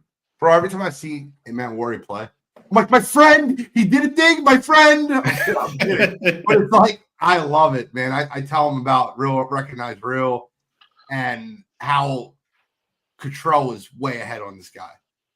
And he's been great. And I've watched a lot of Seattle games this year. And he's been awesome. Chad, who's your pick? It's Manwari for me. For pretty much all the reasons you said. I think Schlesinger's having a great year. I think for Manwari to step in, start day one, and be not just a kind of a, outside piece to that defense, but be somebody who is literally contributing and leading on dominant defense. that says a lot for a rookie. So I think that pushes it a little bit over the edge for me. You're great. Guys, we got some good football coming up this week. I want to warn you guys. I warned you about the Philadelphia Eagles. I know it was just the Raiders, but my friend sent me a clip, and I'm not going to share the clip. Actually, I probably could share the clip. You know the clip I'm talking about, right? I have no idea. No, I'm talking to Shally. I'm sure I've seen it. Hold on, let me see if I can get it up. I can. Hold on, let me get this on. I want to share this real quick. I think it's perfect. And then quick comments, we'll get into pickup, and then we'll move. Because we're a little behind, but I don't really give a shit. It's our last show of the year. But watch this clip, everybody that's at home. Performance, albeit against a bad opponent. But Dominic, you were making the point. It's not just that the defense was better, but what was it? They were overwhelming. They were dominant. It was very uncharacteristic of this Cowboys defense all year long. If this was the first time you watched the Cowboys, you would have thought this is a Super Bowl contender because they beat down this team. And of course, the Raiders are not a good team, but they're an NFL team. And when you do that to any NFL team, especially up front, that D line didn't seem to miss Micah Parsons. Here's the question that I have. Can you take anything away from this? I mean, the Eagles, it was the ultimate get-right game. Yeah. They did all the things you were asking them to do. Right. They went under center. They ran the ball. They did all that stuff. But it almost felt, watching it, I hate saying it this way, like they weren't even playing an NFL team. So it's very hard for me to decide how much we should take from that game. How much do you take? Well, I mean, first off, I jokingly said there's no quit to this team. Yeah, right. The Raiders. Right. Give me a break. Yeah. Oh, my God. Guys, I'm going to stop screen sharing for a minute, but that is way different coverage of two different football teams beating the same team. Am I tripping when I hear that? No, you got to push the Cowboys narrative, bro. That's how it always is. This is an NFL team. This team looks like a Super Bowl caliber team. I mean, guys, can we really take anything from this? It's the Raiders. Same guy. Mike Greenberg, what are we doing? I almost use this, but you got to be kidding me. Control, as being the non-Eagle fan. I mean, it's definitely crazy. I will say, granted, I don't know when they play. Like, obviously, I know it was earlier this year. 3 weeks ago. But was it after? What game was it? Was it before the Browns or after the Browns? It was a game right before the Eagles. They played the Raiders, and then they played the Eagles. They played the Raiders. Oh, so this was like literally like last week that the Raiders played them? No. The Cowboys played them 1 week before the Browns did. The Eagles played the Cowboys. Okay. I got you. Okay. So the only thing so it's crazy for one. They're definitely pushing the Cowboy agenda. That part is crazy. But I also think when the Browns, who look like at times that they aren't an NFL team, when they do what they did to that Raiders team, like, it does change your perspective on them. But absolutely, it's crazy coverage any way you slice it, because the Eagles did everything they were supposed to do the right way. In 3 quarters, they won the game by 31 points. Look, listen, I told you, they're back. You don't have to believe me after the Raiders game. That's fine. You don't have to believe me after the Hard Knocks episode. That's fine.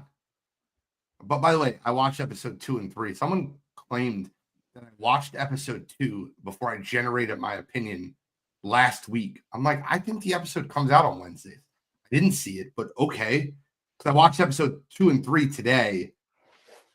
I've seen something in that Chargers game of the offense moving the ball more efficiently. Now, did Jalen turn the ball over? Absolutely. Was it a bad game for Jalen? Absolutely. But the offense was moving the ball efficiently. And whatever happened between Jalen and AJ, I don't know how they solved it, but it's solved. But by the way, Bill, I will say this. Do you find it interesting that the problem was solved between Jalen and AJ after 3 straight weeks of double-digit targets? Who said it's solved? It's solved. They talk to each other. I'm not gonna lie. As an outsider looking in, it looks like it's soft. Like, it looks like Jalen's getting AJ the ball, and it looks like they actually can have a conversation to each other. Jalen celebrated AJ Brown touchdown with AJ, waited for him to come off the field to hug him for the first time in a year and a half. That sound crazy to you? That's actually realistic. There's people that have been keeping track of where they sit on the bench. It's wild. Now Eagles fans are a little nuts, but they waited for him, gave him a hug. You can see them conversating. Apparently, Big Dom, Jeffrey Lurie, AJ, and Jalen sat down a week and a half. No, that was longer than that ago. Big but Dom. yeah, What? Big Dom. What? No, you're right. 2 weeks ago. It was before the Chargers game. What'd you say? I said I got my thoughts on Big Dom, but Big Dom is the greatest human just being. let him be. For Big Dom, your thoughts on Big Dom, if they're negative, they're wrong. That guy does not talk to the media. He is the greatest human being of all time. Go ask. I have no doubts. I have no doubts about that. But Greatest guy of all time. Why don't you like Big Dom? His job seems very inconsequential to what the Eagles do. He's the most important person not named Nick Sirianni on the salary. See, I think that's insane. It's not. I mean, you could say that, but to the point. I mean, if you're saying he's inconsequential, but he's part of brokering the deal to get AJ and Jalen in the same room with the owner of the team and say what was said in the meeting we don't know, but which is important, which is very important. Don't get me wrong. It is. But it's whatever was said. At least the truce was made. Hey, you two assholes need to start playing football together and start winning games. And he's a part of that where nobody else could do that for the month prior. And we're all sitting here yelling, screaming, speculating, doing whatever. And Big Dom, the inconsequential security guard, grabs both of them by their jersey and goes, "We're going to see Mr. Lurie." And now all of a sudden it's better. That's a tough sell for me, bud. I'm saying, as an Eagles fan, I can 100% understand how important he is. I'm just saying, you gotta essentially, you have he's a security guard, but in reality, you got this big babysitter on your sidelines, making sure your star quarterback and your receiver can hold hands and sing "Kumbaya" in the end zone together. When most other normally ran organizations don't have this. Like Big Dom is a star in Philadelphia. Most organizations don't have that. Dom DeSandro serves as the Eagles' chief security officer, a senior advisor, director of game day coaching operations, overseeing player exec safety, travel security, and vetting prospects for character, acting as a crucial support figure, big brother, and a cultural anchor for the team. Yes. There is no Dom slander on this show. No. At all. Listen, you say what you want. But Big Dom is that dude. I'm not hating on the job. It's probably the best job, probably in all of the NFL, to be honest. Bro, they send him out to talk to rookies so they can judge their culture. He's like, I'll tell you if they're a good dude or not. That's crazy. It's definitely a great job. You don't know. You shouldn't know the person in that role. Is what I'm getting at. Don't forget what he did with Scadaboo. Scadaboo breaks his ankle. He goes and visits him in the hospital, bringing him cheesesteaks. Yeah, cheesesteaks and pizza with him. Like I said, I don't doubt he's a good dude. I'm just saying you shouldn't know the person that's in that position. And with the Eagles, he is a true superstar. I will say this: the one person that's a superstar for the Eagles during this documentary, like this, is Clint Hurt. And I've been saying it for years. I think he's one of the most vital people on the Eagles team. We talk about Jeff Stoutland all the time. Clint Hurt's the Eagles defensive line coach. That guy is a dude, bro. I love him. All right, we got to get to pick 'em. We're rolling late. I'm extending the lead. They call me I'm the new Scott Foster up in this mouth. I'm just kidding. Well, we all went 2-1 last week, so I mean that's. Well, look, 30 looks better though.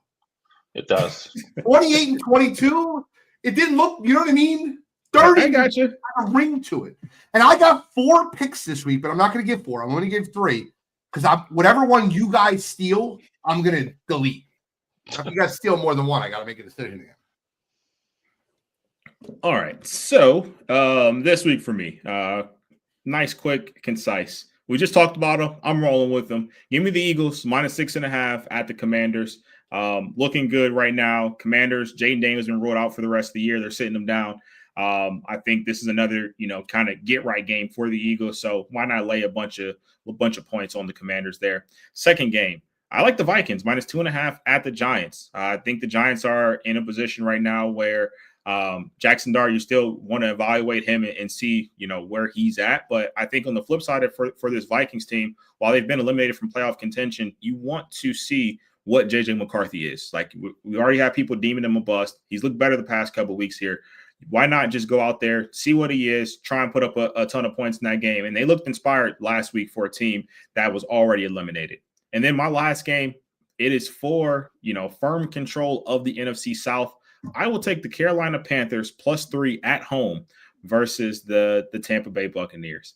I think the Panthers are ultimately the better team. Both teams dropped games last week. They absolutely shouldn't have, but I'm just not liking what I'm seeing out of this Tampa Bay group there. It almost feels like they're starting to implode, and I think the Panthers are going to take advantage of what's right there in front of them at home. So I'll take them +3, but I like them to win the game outright. You have none of my picks, which is great. Charlie. I have two of his picks, so this will be quick. I'm taking the Eagles the same, and I'm taking the Vikings the same. My third game, I'm going to take Denver -3 at home against Jacksonville. Been a team, as much as I like Jacksonville, I don't think they're fool's gold. Denver's also legit. I think Denver's going to control the ball, beat Green Bay again last week. They're a different story at home. I think -3 at home. I like the Broncos. I'm going to read all 4 picks, and then we're going to together delete one. Nope. Making you do it. He said nope. Making you do it. You delete one. I'll delete one at the end, but I want to read all 4, and I'll see how they feel when they're coming off. Is that okay? Sure. I'll delete one. Giving no reaction. All right. So I have the exact opposite of Cottrell on one of my picks. I think that the Tampa Bay Buccaneers are the best team in that division. I take the Tampa Bay Buccaneers -3. Todd Bowles got into these guys last week. Mike Evans looked great. You're starting to get healthier. You got Mike Evans, Godwin, Ibuka. I think they come off this Thursday night performance. They get a little bit extended rest. And I like the Buccaneers to go into Carolina and beat the Panthers. I'll take them -3. A game I love. And I love this game. I don't think I can remove this one. I love the Detroit Lions -6.5 at home versus Pittsburgh. I think they scored 100. They're playing on carpet. Pittsburgh is a lot better on grass. Give me the Lions -6.5 at home versus the Steelers. Another game I like. Everyone is now buying into Phillip Rivers because the game was close. I'm not. Give me the 49ers to go into Indianapolis -6 to beat the Colts. I think Robert Saleh is one of the best defensive minds in football. And if I was a defensive mind in football, I'd go, hey, guys, no one goes past 10 yards in the line of scrimmage. Phillip Rivers got to throw the ball over our head, and he can't do it. I'll take the Niners -6 at Indy. And then the last game that I have is, guys, I said it. I believe it. I think it is what it is. I know it's Sunday Night Football. I just want a seat at the table. Give me the Baltimore Ravens -2.5 over the New England Patriots to give Patriots back-to-back losses. This game's an MND. I like the Baltimore Ravens -2.5 to beat the Patriots, obviously outright. Which one am I deleting? I know the one I delete's going to win, and I'll go 2-1. It's going to happen. I guess the one I feel less good about, I'll delete the Ravens game. No, I won't.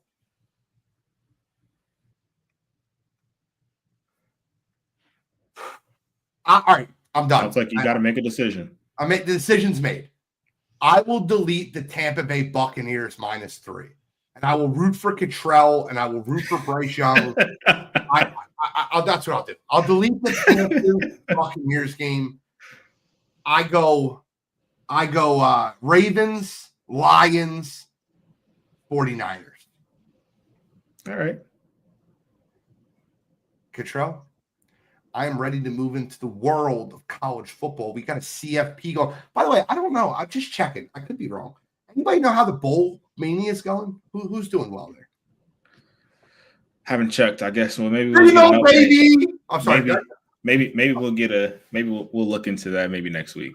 See where things are laying there. But I swear, Jordy, I love you, but anytime anyone disagrees with you, they're a hater or stop. No hater. College football world, though, you had Fernando Mendoza took home the Heisman Trophy. No big surprise there. But now this week, so you had the bowl season starting, but this week we are actually getting into the college football playoff first rounds. And we're going to be kicking off the tournament with Alabama traveling down to Norman, take on the Oklahoma Sooners this Friday. Gentlemen, I know we did a little, teaser kind of bracket last week, kind of voting to see who moves on here, but what are your thoughts on this football game and who ultimately moves on to take on Indiana next week? They shouldn't be here, but they're going to win. I got Alabama. I'm going with Oklahoma. I think Oklahoma at home, playing in Norman. I think Brett Venables, knowing that Alabama is one-dimensional on the offensive side of the ball, plays right into what Oklahoma wants to do defensively. I think Alabama's going to struggle. They can't run the football. Haven't been able to run the football for a month. I think John Mateer will make enough plays somewhere across the board, have it be, his arm or his feet. I think it's a very low-scoring game. I said that last week. I think Oklahoma ekes one out. I am rolling with Oklahoma here as well. For me, I think you got two teams going up against each other, and I said this on Coast to Coast on Saturday, but you got two teams going up against each other who absolutely struggle to run the football, and you got two teams that really hang their hat on their defense. And in this situation, Oklahoma's defense is just better. We saw the matchup the first time around when they went up against Bama. They turned over Ty Simpson a couple times there. They also forced a fumble on Ryan Williams. And while I don't necessarily think that those things are going to specifically happen again, I do think they're going to have the opportunity to stifle a Bama offense that really hasn't had it going in a month and a half. So at home, I definitely think lower scoring football game here, but I like Oklahoma to find a way to advance here and, get that matchup with Indiana. Now, moving on to the Saturday game. This will be the first game on Saturday. Number 10, Miami Hurricanes, traveling down to College Station, taking on A&M here. I guess I'll go first here just so I went last on the last one. But I got the Aggies here. I think Miami is a team that can truly have A&M on upset alert. But just the way that Marcel Reed has control of that Aggie offense. And I do think on the flip side of it, Miami's in one of those spots where if Carson Beck is experiencing any type of adversity against that A&M defense, I do think things can go south very quickly. So I like Texas A&M. I think they're the better football team. They're playing at home. I like them to take care of business. I think it'll probably be a 7 to 10 point ball game, but probably going to be the second most intriguing game of the weekend. I think it's crazy. We haven't mentioned that Gene's national champion pick is back in the picture. But that being said, I'm going full upset. Give me the U. I think both lines, they're going to dominate on both sides of the ball. I think they're going to try to slow the game down, not give Texas A&M a bunch of possessions, extra possessions. I think as long as Carson Beck plays within the framework, I think they'll be able to run the ball. Texas A&M's defense has not been good the last month of the season. I think Miami could score. And again, I think keeping Marcel in the pocket, I think they'll be able to do that without having to constantly send somebody. I think Miami's both defensive and offensive lines are going to dominate. I like the U to go into Texas A&M, Kyle Field, pull off the upset. I also like the U. I think the best player in the football game is Malachi Toney. And I think that Carson Beck is locked into him, particularly the last 2 weeks. He's 24 receptions. I think that the U is able to move the football. Carson Beck to Malachi Toney is something you'll hear multiple times in this football game. Give me the U for the upset. I don't need the 3.5. I love the call out on Toney there. I mean, he's been one of the most dynamic freshmen in the country. Will Lee, Texas A&M's corner, is probably going to draw that assignment. So, and he's a kid that's probably going to be taken somewhere in the top 3 rounds there. So very interesting matchup moving forward there. I'm definitely excited to see that there as well. Moving on to the middle of the afternoon game on Saturday, you got a rematch here. You got Tulane traveling down to Ole Miss and taking on a team that will be without their previous head coach that we saw in the first matchup, Lane Kiffin. Any potential upset special here without them having Lane? What's your thoughts on this game? There's no upset happening here. Ole Miss is going to run through them like a hot knife through butter. I don't think the game's close. I think it's a blowout. I think it's a statement game. I think Ole Miss goes out there and proves a point. I'm rooting for them too. I think the psychological and the mental part of this game is interesting and important. I think if Tulane can stay in this game, I think it gets really interesting. There's already reports coming out of Oxford that a bunch of guys are going to leave after the playoff and go to LSU with Lane Kiffin. They've denied it, but there's kind of smoke where there's fire already. If the BYU baby maker, Jake Retzlaff, can make enough plays with his feet and keep Tulane in it, I think it gets interesting down the stretch. I unfortunately just don't think that's going to happen. I hope Ole Miss wins. I hope a bunch of them give the finger to Lane Kiffin after the game. And I hope they move on to play Georgia. I think it's a good game for a half, though. I do believe that. I think Ole Miss pulls away in the second half. So I tend to agree here. I don't think this is where the upset is going to happen.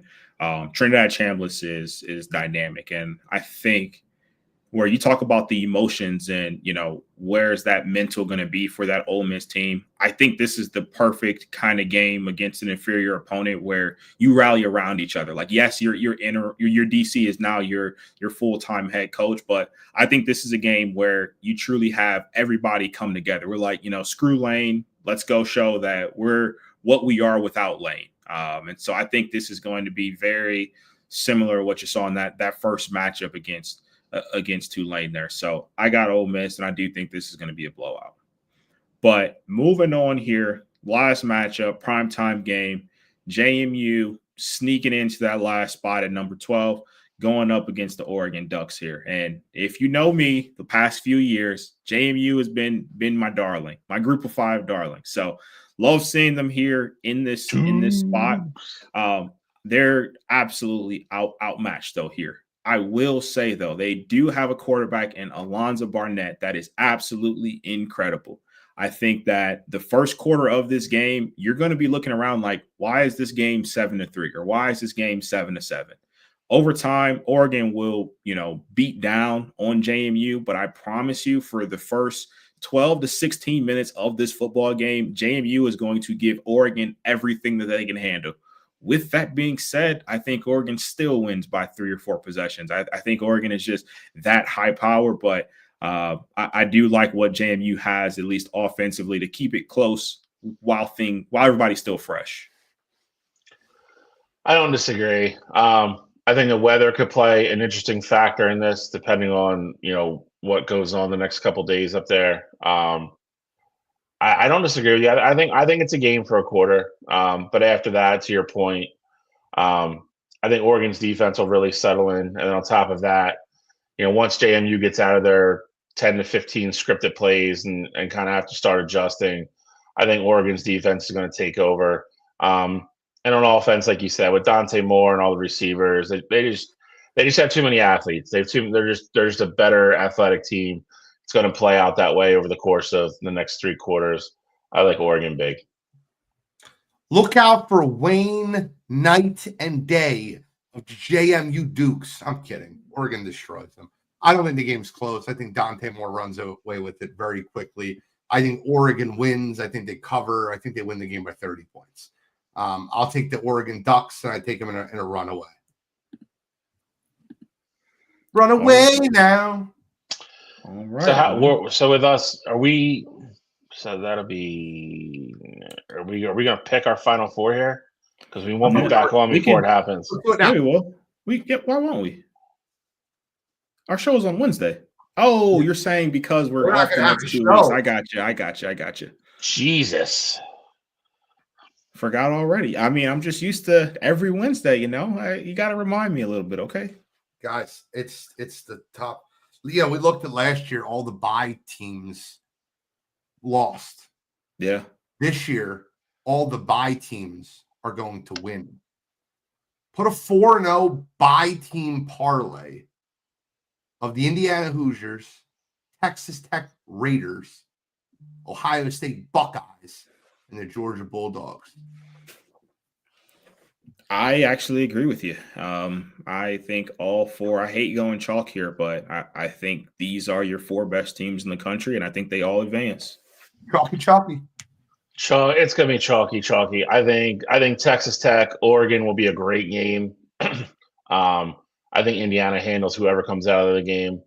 I think Ohio. I think whoever wins that Texas A&M, I think gives Ohio State a game. I think Ohio State definitely wins, but I think they give them a game. I think Georgia handles Ole Miss. All right, so then that'll take us to the Final Four, and then we'll be back for the Final Four because those games are happening on Christmas Eve and New Year's Day. So we'll be back for the Final Four. If you don't know, if you're listening, we are taking 2 weeks off. We're going to give you guys the opportunity to miss us. It's Christmas Eve. It's New Year's Eve. We got new babies in the house. There's one new baby. There's one new baby. Hey, listen, you don't know. Shelly told me something privately. Don't. I'm kidding. But yeah, no, we'll be back because they don't. The next ones afterwards would be I believe 9th and 10th. That's the Final Four. That's the Final Four. Yeah, so that'll be like the Friday and Saturday after. So we'll be good. Perfect. Okay. Yeah, they got a game Thursday and Friday that week. So yeah, we'll be good. That's all we got to give. I love it. I lost my first game. I talked a lot of shit. I lost my first game in Bowl Mania. Old Dominion beating South Florida. There you have it. I lost that too. Sure, I did too. Just a quick update on some college basketball. Anything else college football missing? No, that was everything. I mean, of course, you got players in the portal and coaches going new places, and Michigan still looking for a coach, which is big news at this time of year. But for all that action, we will be live again on Saturday for Coast to Coast to kind of keep you up to date with, some of the more smaller news in college football. Gene, Villanova's in the semifinals of the FCS playoffs. I don't care. I like Villanova in basketball. And what sucks? And this is the truth, Shal. Ever since Jay Wright has left, I don't really have a basketball team in any conference I can really root for to compete. I just don't have that. Like you have Michigan, who even though they're not like a basketball powerhouse, they're every 5 years they have a really good team that gets like a 1 or a 2 seed. And like Ohio State, they're not really a basketball powerhouse, but every 4 or 5 years you run into a really good Ohio State team. There will not be a good Villanova team without Jay Wright. Just won't be. There's not. It's not the same program. So I don't know what I can do with college basketball except just root. That's tough. I mean, he was such a unicorn type coach, but at a unicorn type program. I don't think people realize how small Villanova is. And he recruited kids for the most part that he knew were going to be there for at least 3 years. And that's what that's how he built his program. Yeah. The dude's a legend around here, but very unique situation. And they've struggled to find any kind of identity at all with him, with anything since he's been gone. So it might be a little bit. I don't disagree with anything he said. Gene, I got a question for you, college basketball wise, though. Yeah, I love it. Have you finally come around to Cam Boozer? I know the last conversation that we had about Duke, it was, you want to see it against more competition. And Duke is finally running to their schedule where they played Arkansas, they played Florida, they played Michigan State. And every single time you stepped up to the plate there. That Are you around? 100%. That Florida game was what I wanted to see, and I got the chance to watch that game. And although I do think he did show a couple, I guess, flaws down the stretch, looked like the game got really big for him. He was incredible from a pocket of the last 3 minutes of the first half and the first 13 to 14 minutes of the second half. He was incredible. He kept Duke in that game. But I will say this, and I know Florida's record doesn't say this, but when I watched those two teams on the court, it was tough for me to come away and thinking Duke was the better basketball team. I think Duke will be the better basketball. I think Duke will be the better basketball team come tournament time if everyone stays healthy. But when I watched that basketball game, it looked like Florida was the better team. They don't look in sync. They look like Boogie Fland is just smooth, like Thomas Hall, Alex Condon. I just feel like that Florida is just not hitting on all cylinders yet. But I feel like they'll be a very dangerous team come tournament time. Whereas Duke, it really looks like the Cam Boozer show. And when you're not getting production from him, it's very quiet.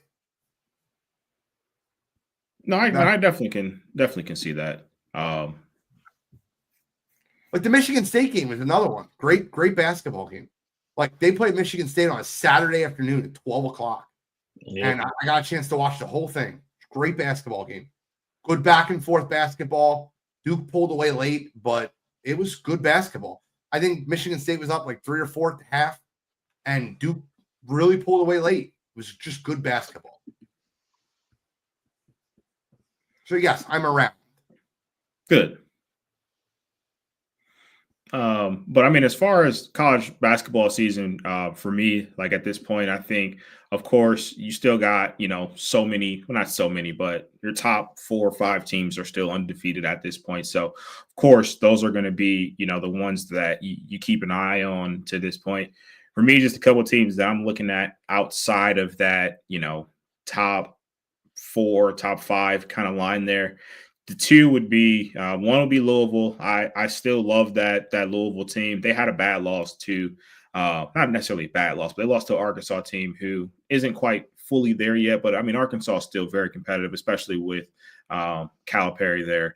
And then the other one's going to be North Carolina. I think North Carolina has the potential to be really good this year, and a big part of that is going to be with Caleb Wilson playing for them. I mean, he's been an absolute monster on the boards and, putting up points for them. And I think they're going to truly have a shot to make a lot of noise as a team that, as it stands right now. I mean, granted, it's still super early, but if you're looking at them as like a 3 or a 4, like those would be teams that I absolutely would not want in my region at this point. North Carolina is an interesting one. Because I think a lot of it, I think how they start in the ACC and how quickly they can kind of really learn to play together, gel, and take that next step, how close they can get to Duke. And like you said, probably a 3 or 4 seed is probably best case scenario, assuming Duke stays healthy. But yeah, they're a team you're not going to play in the second weekend. I think the ACC is going to be really deep this year. Again, I mean, you mentioned Louisville. Louisville's probably going to be, maybe like a 5th or 6th place team, maybe a little bit higher, but very good basketball team. SEC is going to be nuts again. Murderers Row when it's all said and done. And I think the Big Ten will be really good. I mean, you have Purdue, Michigan up top, Michigan State.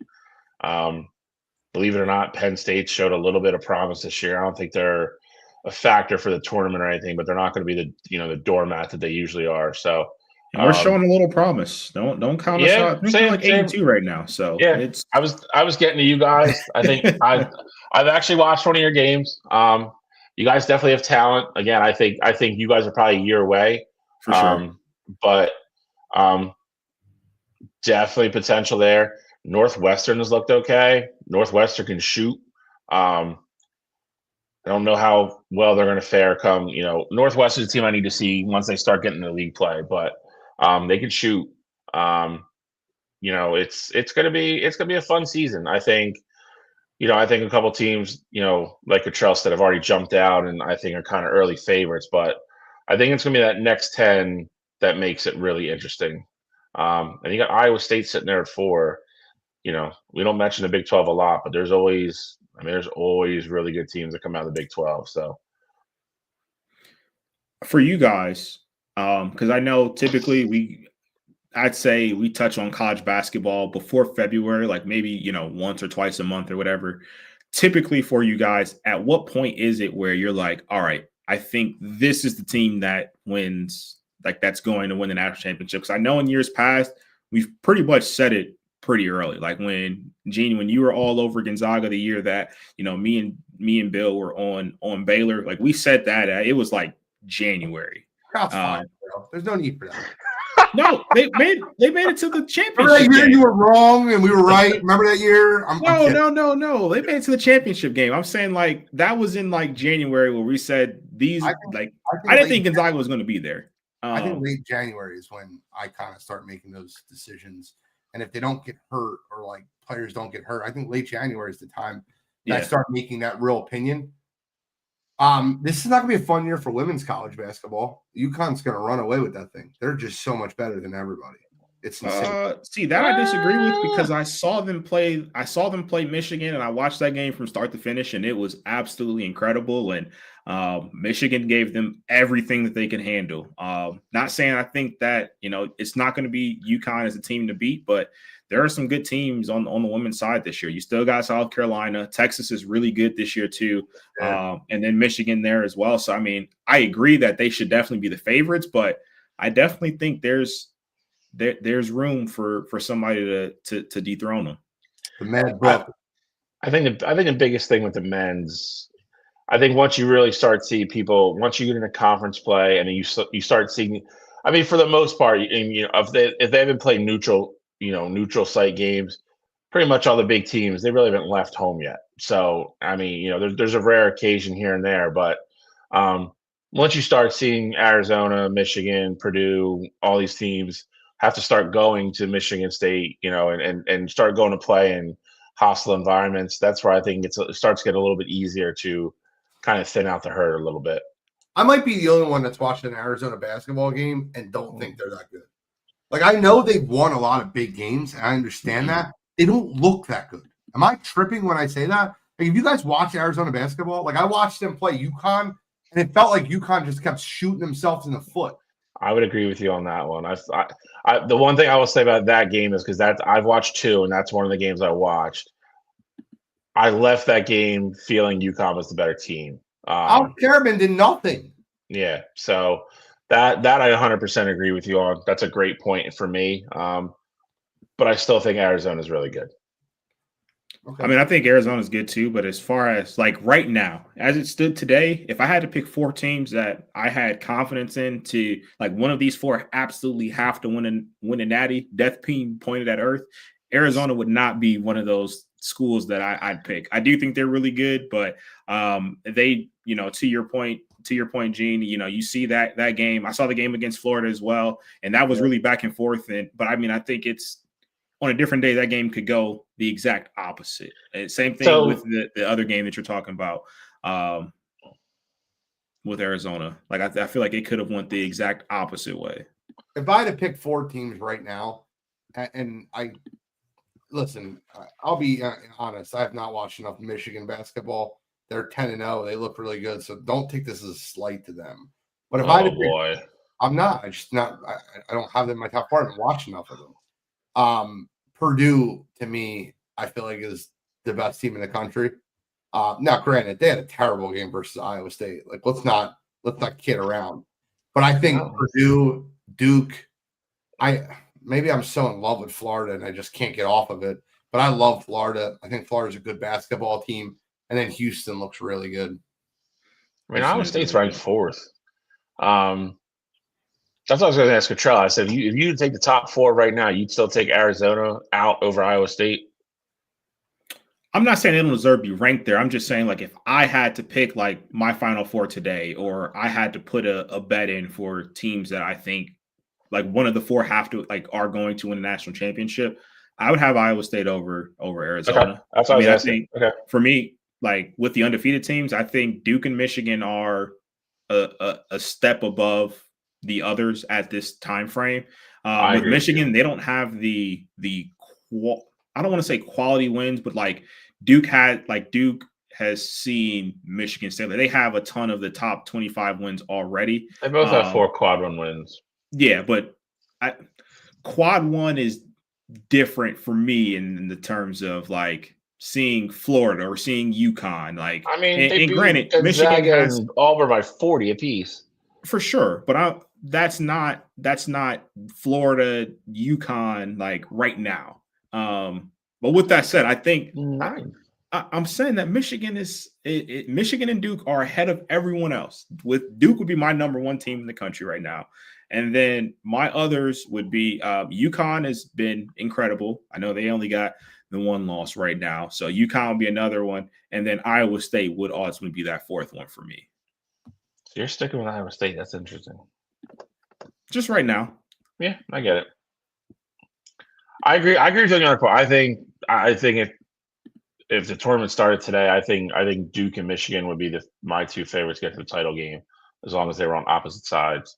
I do still like Purdue. I wouldn't say it's a bad loss. I think Iowa State's really good. Iowa State It was a bad loss because they got smacked. Yeah, It wasn't a bad loss because they lost the game. It was a bad loss because they got Iowa State absolutely just shit walked them. Yeah. But I do still like Purdue a lot, and I still like UConn a lot. So I mean, those I think would be my 4. the inside out of Braden Smith and Kaufman Wren. I just think come tournament time will be very good. Braden Smith's very good. Absolutely. Let's move on to You Got to Be Kidding Me, gentlemen. All right. So this one really didn't have one for a long time until yesterday when I saw it. And it's a little lighthearted one, but I thought it was kind of funny. So I'm going to use it. Not sure if you guys saw the Rams and Lions game this past weekend, but during the game, apparently during the first quarter, the Lions, so Amon-Ra St. Brown and Jamison Williams were both doing booger picking celebrations for first downs. So they were acting like they were digging in their nose, and then they were flinging it, pointing towards the first down. And apparently after the first quarter, the officials went over to the Lions coaching staff and basically told them that, hey, they can't fake pick boogers and flick them anymore, or we're going to call a penalty. I get it. You know, you don't want the obscene gestures in the NFL. Like you don't want the nose wipe or, you know, just different things there that may have a bad connotation to them. But at some point, just let the players celebrate in a way. Booger picking, like fake booger picking and flicking it is harmless to everybody. So for the officials to go over to the Lions coaching staff and let them know, hey, if they continue to do that, we're going to call flags. I mean, that's just, you know, taking fun out the game unnecessarily there. And it felt harmless. And you don't normally use the words harmless and Jamison Williams in the same sentence. But in this case, they actually do belong. So this week for me, NFL officials. Come on, you gotta be kidding me. Are we that soft that's offending people now? Is that what we're doing? Like that's whatever. I'm done. There's 2 good ones, Shally. Do you have one? No, you know both. I won't. I will make a comment on one of them. The Bears expanding their search for a new stadium outside of Chicago is nuts. Hasn't this been? I feel like this has been solved like 3 different times, and then it just keeps going on and on and on. Chicago will not work. Arlington Heights will not work with the Bears because it's not a priority for them. And the Bears are like, we're trying to get this done as soon as possible. So if we got to go to Southwest Indiana, we will. And that's they're looking to do now. The Chicago Bears belong near Chicago. I don't think that them going to Indiana, I think that's going to be a terrible thing. I hope they get that figured out. That's not going to be my You Got to Be Kidding Me. My You Got to Be Kidding Me this week is a really stupid thing. And I got to give these guys credit. Aiden Ross and Neon get credit because they get a lot of people to say a lot of really dumb shit on streams. And Puka Nacua is your latest stupid comment on a stream. I'm not saying I disagree with what he said, but I want to quote unquote what he said. The refs are the worst. Some of the rules aren't. These guys want to be. These guys are lawyers. They want to be on TV too. You don't think he's texting his friends in the group chat? Yo, you guys saw me on Sunday Night Football. That wasn't PI, but I called it. When asked whether refs are doing things like that, calling pass interference, there wasn't, calling pass interference when there wasn't any. Nacua said, I mean, these guys are normal human beings, bro. He got on there and, he got fined. He's going to get fined.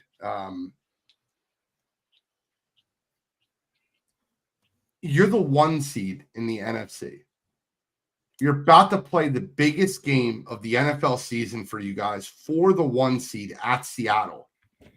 And the lead report on ESPN.com is Puka Nacua blasts the officials. Not the smartest move there, Puka. I remember when Allen Iverson blasted the officials and didn't get suspended, and they called him for a palming violation 4 out of the first 5 times he touched the ball. I remember when the Eagles sent in a tape talking about how bad the officiating was in their previous game, and they called for 5 holding penalties on the first drive. Puka, you're playing against Seattle. There's no Devontae Adams. It's not a smart move to call out the officials, particularly on Aiden Ross's and Neon's live stream. So for that, this week, Puka Nacua. Come on, you gotta be kidding me. Stupid. Very stupid. That's not gonna bode well for him moving forward there. Bill, I'm disappointed in you. I gave you the layup and you didn't take it. Talking about the Ohio. No, the Georgia had another player arrested, a starting offensive lineman, for shoplifting. That's from like last week, though. I thought we covered that. No, that was like 4 days ago. Oh, I can't keep track of them. I figured, I was like, you know what? I'm going to let Bill have the college one because he never has one. I'm not going to take it. I'm going to go obscure this week. Shaking my head. My fault.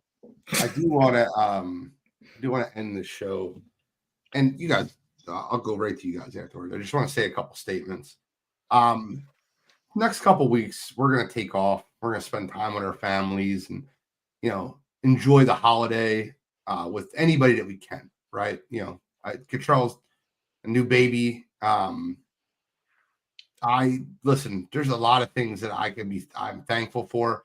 I have some of the greatest friends, and I'm so lucky to have some really good friends that just had some kids, and I can watch them grow up and give them gifts. I overdid it this year for Christmas. If you're a parent that has a child and you know me, the kid probably got a really expensive gift this year.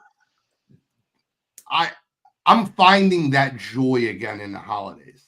What I do want to say is I'm super thankful and happy to be able to get on here and talk sports with you guys. And a kid I know that plays in a softball league I'm in had an incredible loss that just happened a few days ago. And it almost knocked me out of my chair today. I'm not going to put his information out there. I know it's on Facebook, but it's not my part. But there's a lot of people that lose family members close to the holidays. And I just want to make sure you can check up on them. And I think one of the things I was most envious of is I always wanted to play ball with my dad.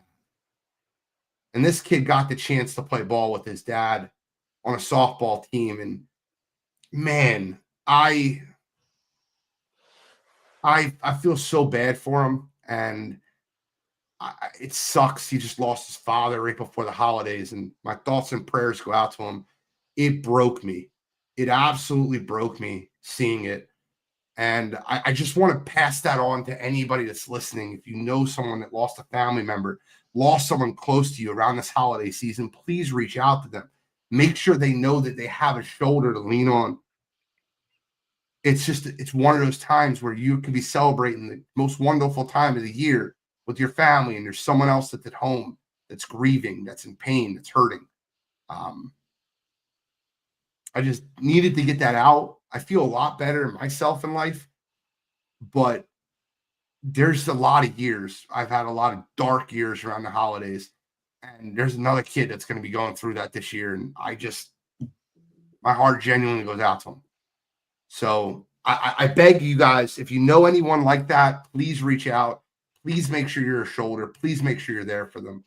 And thank you guys so much for what you guys bring to our show, stopping by every week, whether it's Tom, Eric, Jory, anybody's in the chat, Billy, tons, By the way, I just realized I spelled podcast wrong in the upper left corner. That's really bad. That should be You Got to Be Kidding Me. Diego Pavia should have been in it. You Got to Be Kidding Me for his comments. We forgot that one. We didn't talk about that. But bro, I blame Bill. This is Bill's fault. Blame Bill. Pavia, I should. That's another good one. Jesus Christ, that guy went full nuclear. He went on Instagram and said F voters. These kids. He's like 30. I mean, it's true. Exactly. He should know better. He should know better. Exactly. It was one of his dreams, guys. Yeah, well, I'm tearing up about the last thing I talked about. 5'10" quarterback dreaming of winning the Heisman. I mean, all right. Went to New Mexico, JUCO. All right, whatever. Shoot for the star, settle for the moon, bro.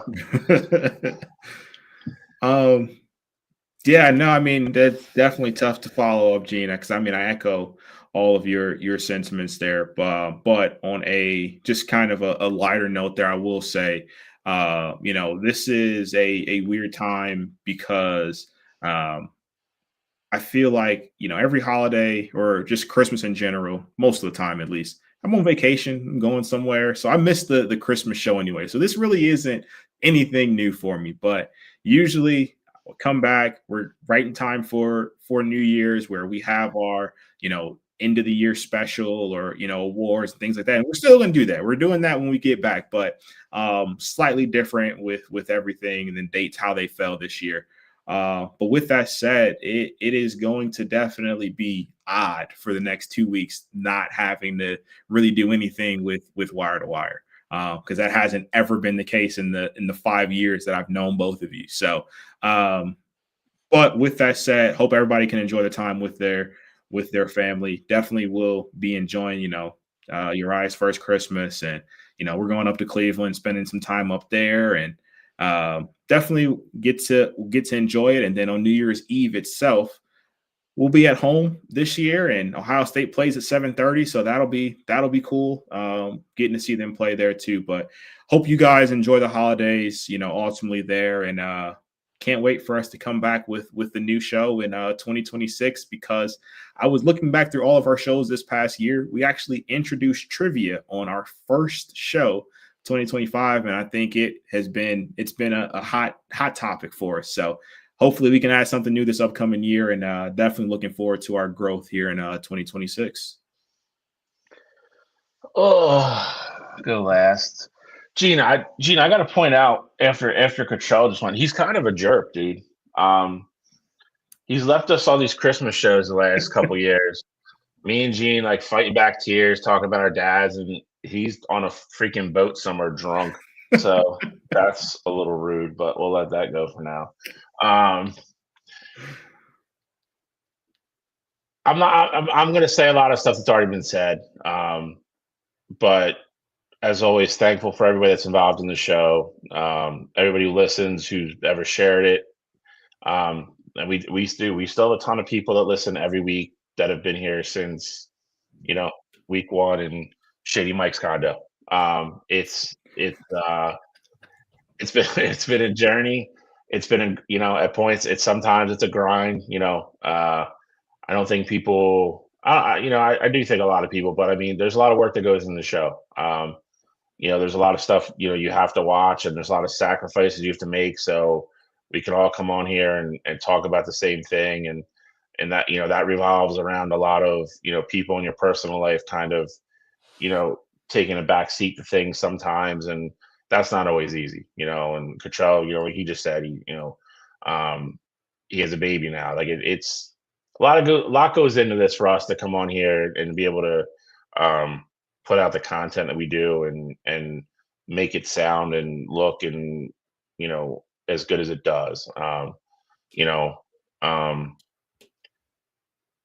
holidays are a great time for joy and for love and being around the people you care about the most.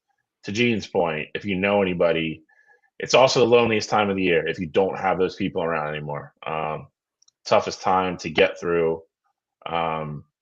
Gene mentioned his friend. I have a good friend that I went to his dad's, funeral last week. Huge family. They're turning around going into Christmas 7 days later, without their dad. It's tough. So if you do have those people in your life, definitely reach out. Let them know you're there. Let them know you're there to talk, meet up. If they need a present, contact Gene. He'll give them one. It's Gene's a giver. But it's it is it's a special time of year. And listen, I feel blessed and I feel lucky that we started this. And I love it. And we've worked our asses off on this for, like Cottrell said, going on 5 years. I would say taking the break thing kind of happened on a whim. Put it in the group chat, and I think we all agreed it was, with the way the holidays fell this year. To be quite honest, we don't want you logged on listening to us on Wednesday. We want you to be with your families, and I want Cottrell to be with your eye. Like you shouldn't. You be present. Be present. Be engaged with the people that you love and the people you're spending the holiday with. If you're spending Christmas Eve or Christmas Day with people, they're the special people in your life. You should be paying attention to that, not us. So I think we're going to air our first show Christmas Eve, which in a weird way, I'm kind of excited / terrified to go back and watch. But I'm going to. It's going to be fun. Because I do remember, sitting at that table and Cottrell coming in and we're like, yeah, you got to sit on the couch. Like it was just funny. And then I think New Year's Eve, I think we're going to run still to this day, probably the most infamous show that we have. The Gene Ronda. It is. I'm right. We'll let everybody judge. If you haven't watched that show, it is definitely one of the funniest shows we've ever done. Without getting too far back into it, Gene, you think he could take Amanda? No, I told you. Okay. I just want to make if sure. They're straight boxers, like fast boxers. I think it's a lot different. I can't believe you even opened this door. I can't. I didn't want to get back into it, but I just wanted to know. I just wanted to know how far we were. There's no way he's deep in the loony bin. To this question. I've said the same thing over and over. I think Holm probably beats me. I think Chris Cyborg beats me. Amanda Nunes. I know Ronda Rousey would not. Pillow Hands is not beating me in a fight. Well, if you want to hear the rest of it when it originally happened, tune in New Year's Eve. It was a great show. Did you put anything else together, or are we just running that show the way it is? Well, that's sounds like Cottrell's got some prizes. So if you do want to watch New Year's Eve, it'll be on. It'll be a lot of fun. Again, I love both of you to death.